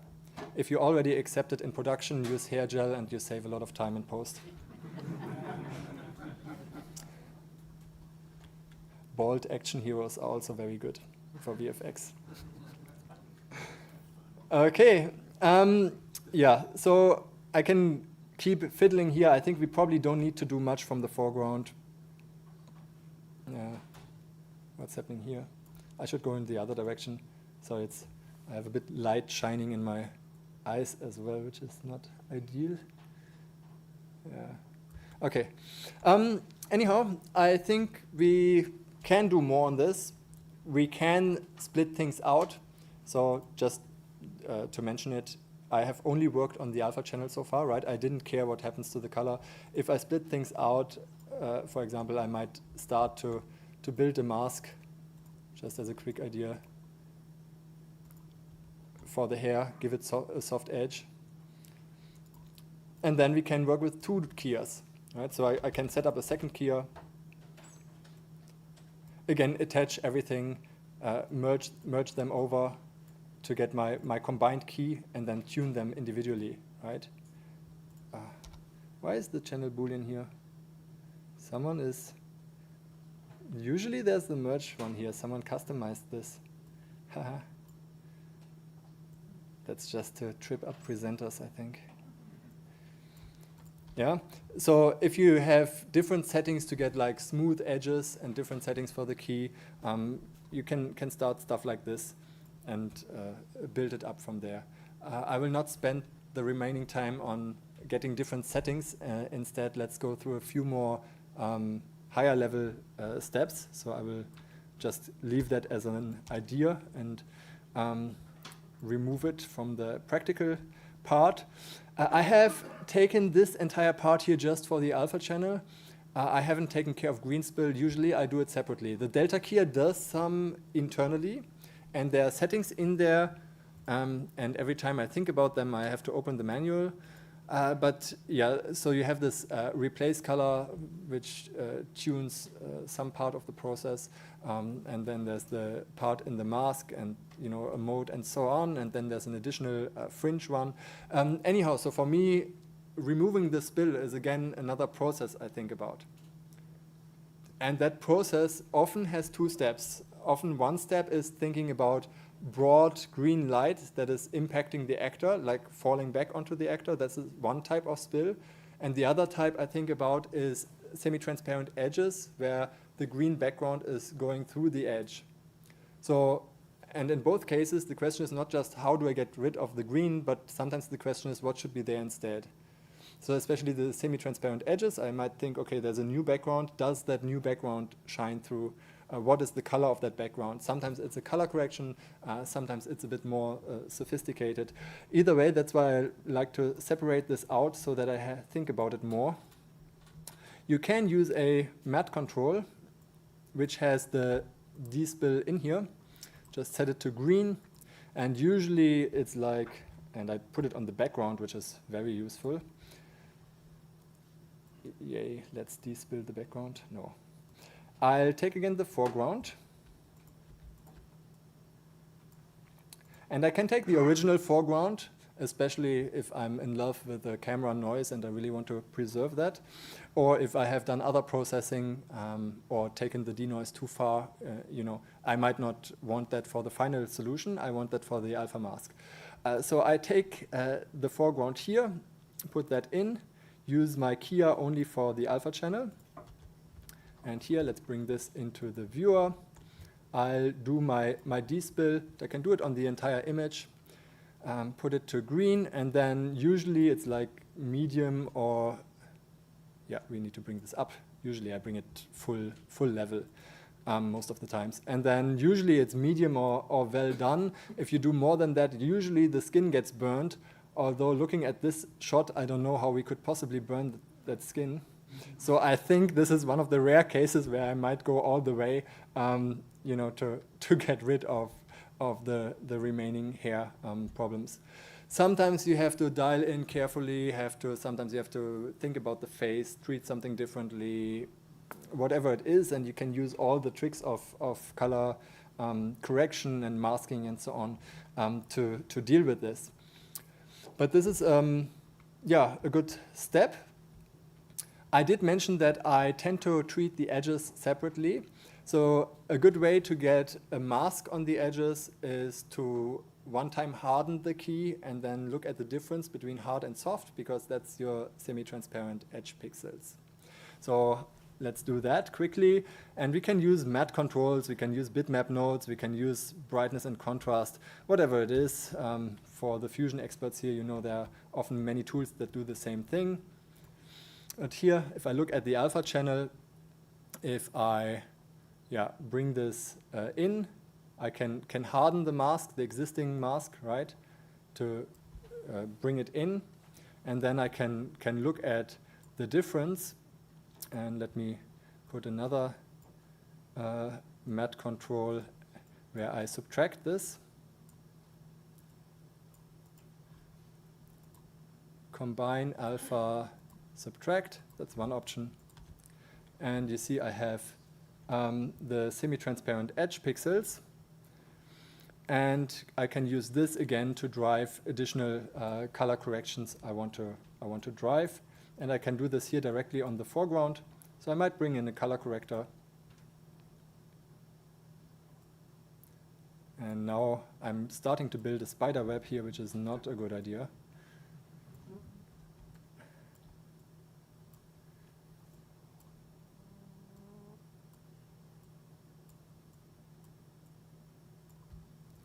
And if I did everything right, then I should be able to do some impact here.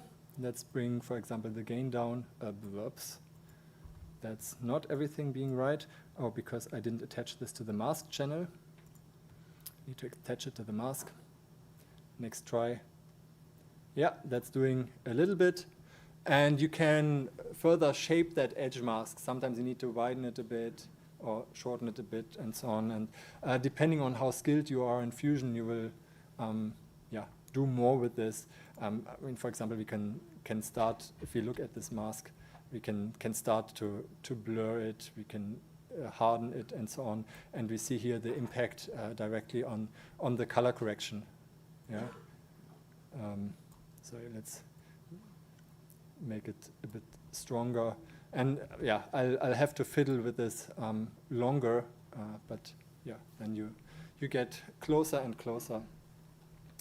I haven't really done much on this awesome background. Maybe by now you have thought about a few things that are wrong with this background. Just to go through a few ideas, because I can't execute everything I would do on this shot in 45 minutes, not if this shot is supposed to be like on a film quality, right? So it's an intricate process. But if you think about what would you do on that background, what's the first thought? I think many people think first color. I think first perspective.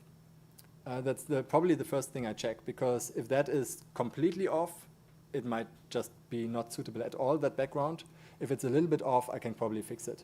Yeah, so you can look at the lines of how this was shot. I see that the camera is probably pointing a bit upwards.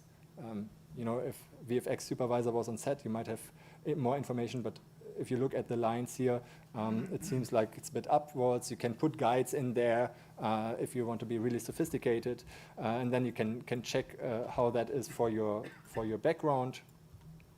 And I think here it's even pointing a little bit downwards or more straight. If it's as simple as that, I might put in a DVE tool and just do a bit like that, you know, like this photo correction for perspective, which you can do with just a tool like this. If it's more sophisticated, you put in a corner pin and you can move the individual corners and stretch things. Do stuff like this. Then definitely color correction. And I would also encourage you to do that in Fusion. I know a lot of people say, oh, but we have the color page and we have so sophisticated tools in the color page. The thing is, we also have sophisticated color tools in Fusion. The workflow is different. In the color page, it's a lot about matching, about working quickly, about moving around. Here, I want to build up an overall logic for one shot, and I work on one shot for an extended period of time. And I want to have everything that kind of flows into that shot in the right place and have that control immediately, right? So if I only want to work on the background, I work first on the background and then I put the color correction there and then comes the foreground over it. And maybe I do later other effects that influence both the background and the foreground, like light wraps and stuff like that. So it makes sense to have the color correction first, not go to the color page and send over masks, and you know, things can get more complicated. Anyhow, good thing is we do have wonderful color tools in Fusion, and if we had more time, I would show them all to you, but here I'll just make it purple and call it a day.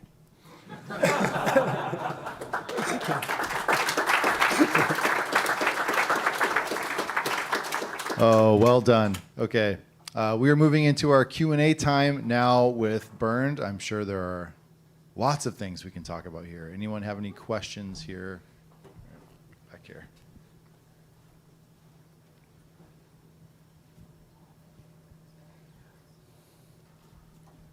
Hey, sorry, you might have said this at the beginning of the presentation, but when you're set to like a manual color management as opposed to Resolve color management, do you also have to manually set Fusion to linear, or is it always by default in linear, and then you have to manually color space transform at the end?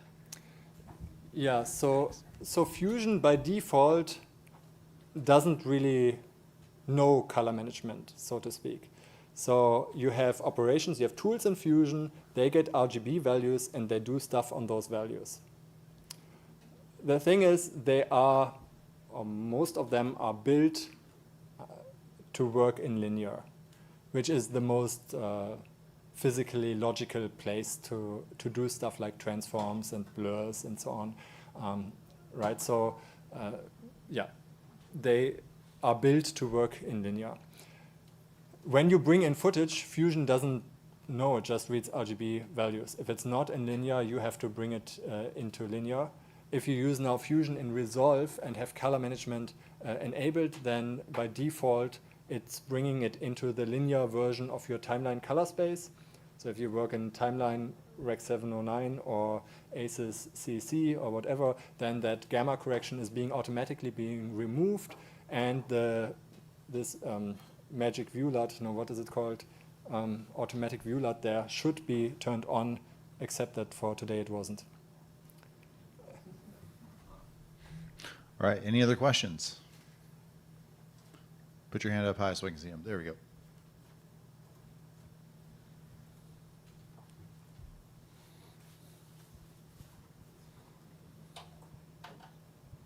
Okay, so this is just one clip, but if you had the same scene shot from 2 or 3 different angles, are you going to go through all of these steps on the second and the third angle, or are you going to try to copy and paste this and fiddle it? Like, what's your approach? There's certainly more than one option to do that. If they're separate angles, chances are you have separate problems, because your lighting will be slightly different. You know, many things can be slightly different. Of course, you can build something like this, put it in there, just copy it over, and take it as a starting point, right?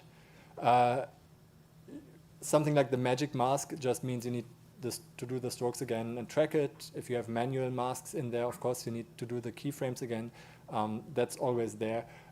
But yeah, sure, if you have multiple clips, we can, you know, go to another one. And now we can't do the middle mouse button like in the color page, but you can, select your nodes, Control C, go over Control V and start from there. Did I break it now? No, still. Okay. Bring it in, connect the right media node, stuff like that. Sometimes people have like a lot of green screen, and even what's perhaps more interesting, if you have the same angle like multiple times, right? You have something like AB going back and forth. Sometimes it makes sense to treat the same angle the same way, perhaps even in one go. I'm not entirely sure what's the best approach here, and I think it depends from project to project. In principle, you could also key on the source media in such a case, or try to have one long shot key over it. You can even work on stuff like compound clips and so on, though you have to pay attention that you don't mess things up with the resolution. But there are certainly some tricks to put stuff together, do one key, and then afterwards take it into the edit. But that workflow is a little bit tricky, I must say. Okay, another question over here. Hi, Bert. Hi. How often do productions consult you before principal photography, before they shoot something like a green screen? Me, they don't. Oh, no. They should. No, I mean, it really depends on the type of production. I think all the larger productions have pretty good workflows and know what they're doing, right? If you think on the big blockbuster films, they don't just send someone to a green screen stage. They have a VFX supervisor and so on, and workflows with the vendors. And I might get it from a VFX supervisor. And there's an established workflow and a lot of things that goes well. The problem is more like with smaller one-person teams and people who started without thinking that they need VFX and later find out that they do need VFX, or think they can do it themselves and find out midway that it's more difficult than they thought. Those are the things that are more difficult. Yeah. Well, for the self-shooters right now, can you give like 3 tips for good green screen capturing? For good capture? Iron your green screen? No, I mean, okay. So try to keep it as smooth and as flat as possible, which is often difficult. But even some of these mobile handheld solutions that just pop up and so on, they're often better than you think. Sometimes they're better than some hanging cloth. Get some separation between the actor and the green screen as much as possible. I know in small spaces and small studios and so on, it's really, really hard. But if the actor isn't standing right against the wall, but standing like 2-3 meters in front, that's making a lot of difference. And then make sure that you shoot it as clean as possible. Get good resolution. Don't start with any blur, camera effects and so on. Do that all in post if you can. Because that's the part. I know some Hollywood productions do that and say we want to film with this lens and so on, but they have the budget to fix it later, and they plan for it. So I think keep it as clean as you can. Turn off any in-camera sharpening if your camera does something like that, and it may not be called that way, so check the manual. Sometimes it's called like intelligent resolution, but it's not intelligent and it doesn't change the resolution, it just messes with your edges. So turn it off. No blurry, nothing like that. As much resolution as you can. And low budget tip, if you do like talking head speaker thing, why not shoot vertical? You get twice the resolution just by turning your camera around if there's just one guy standing and talking. Saves some disk space. All right, another question back here.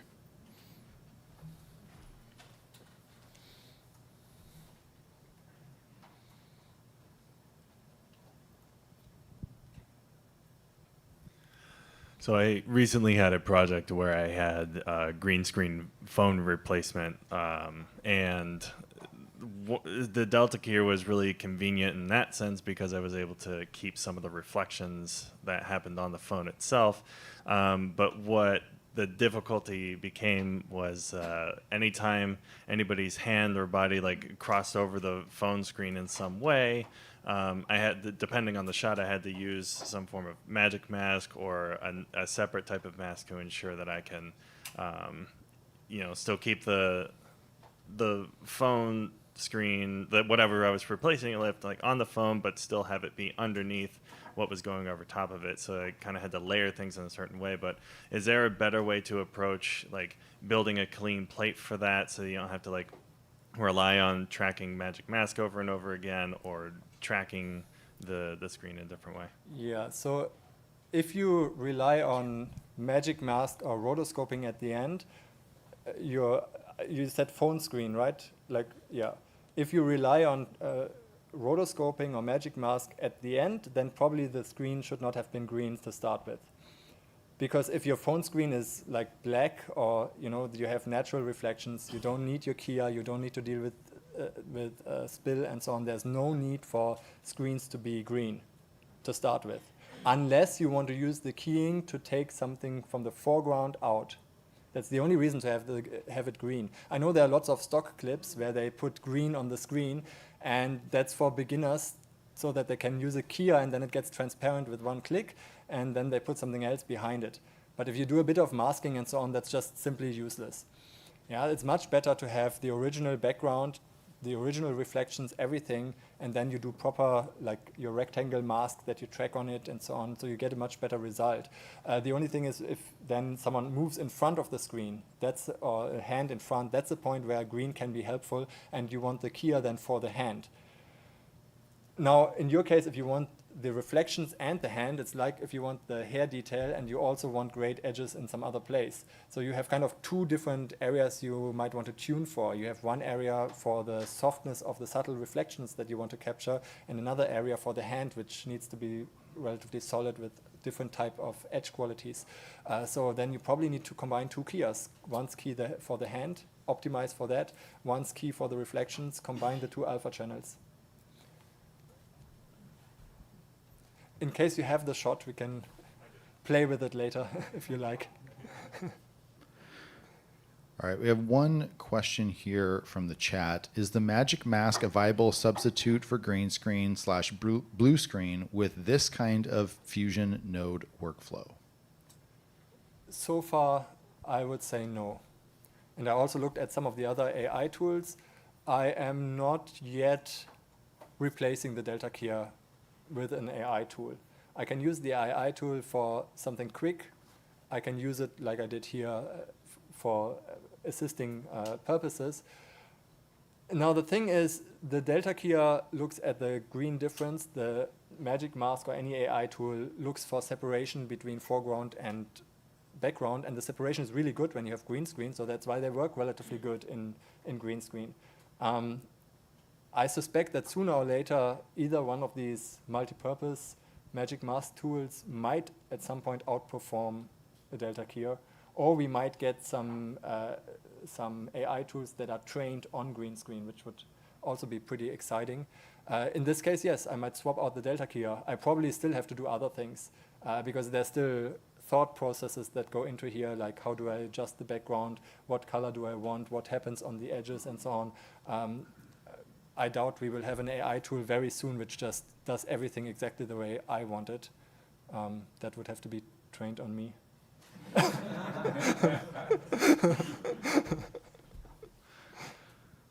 All right. Well, guys, give it up for Bernd. That was amazing.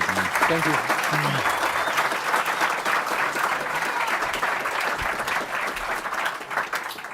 Well done.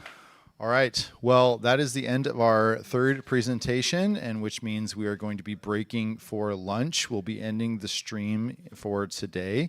When we come back, we'll be getting into we'll be getting back into things, including announcing the teams for our Davinci Resolve Battle Royale, brought to you by Action VFX, NVIDIA Studio, and ASUS. And then we'll have some breakout sessions that are going to be happening. It's going to be really cool. You guys aren't going to want to miss that. So for those of you watching on stream, thank you for being here. We'll catch you guys back tomorrow. And for those of you here, we will see you after lunch. Thank you. Bye-bye.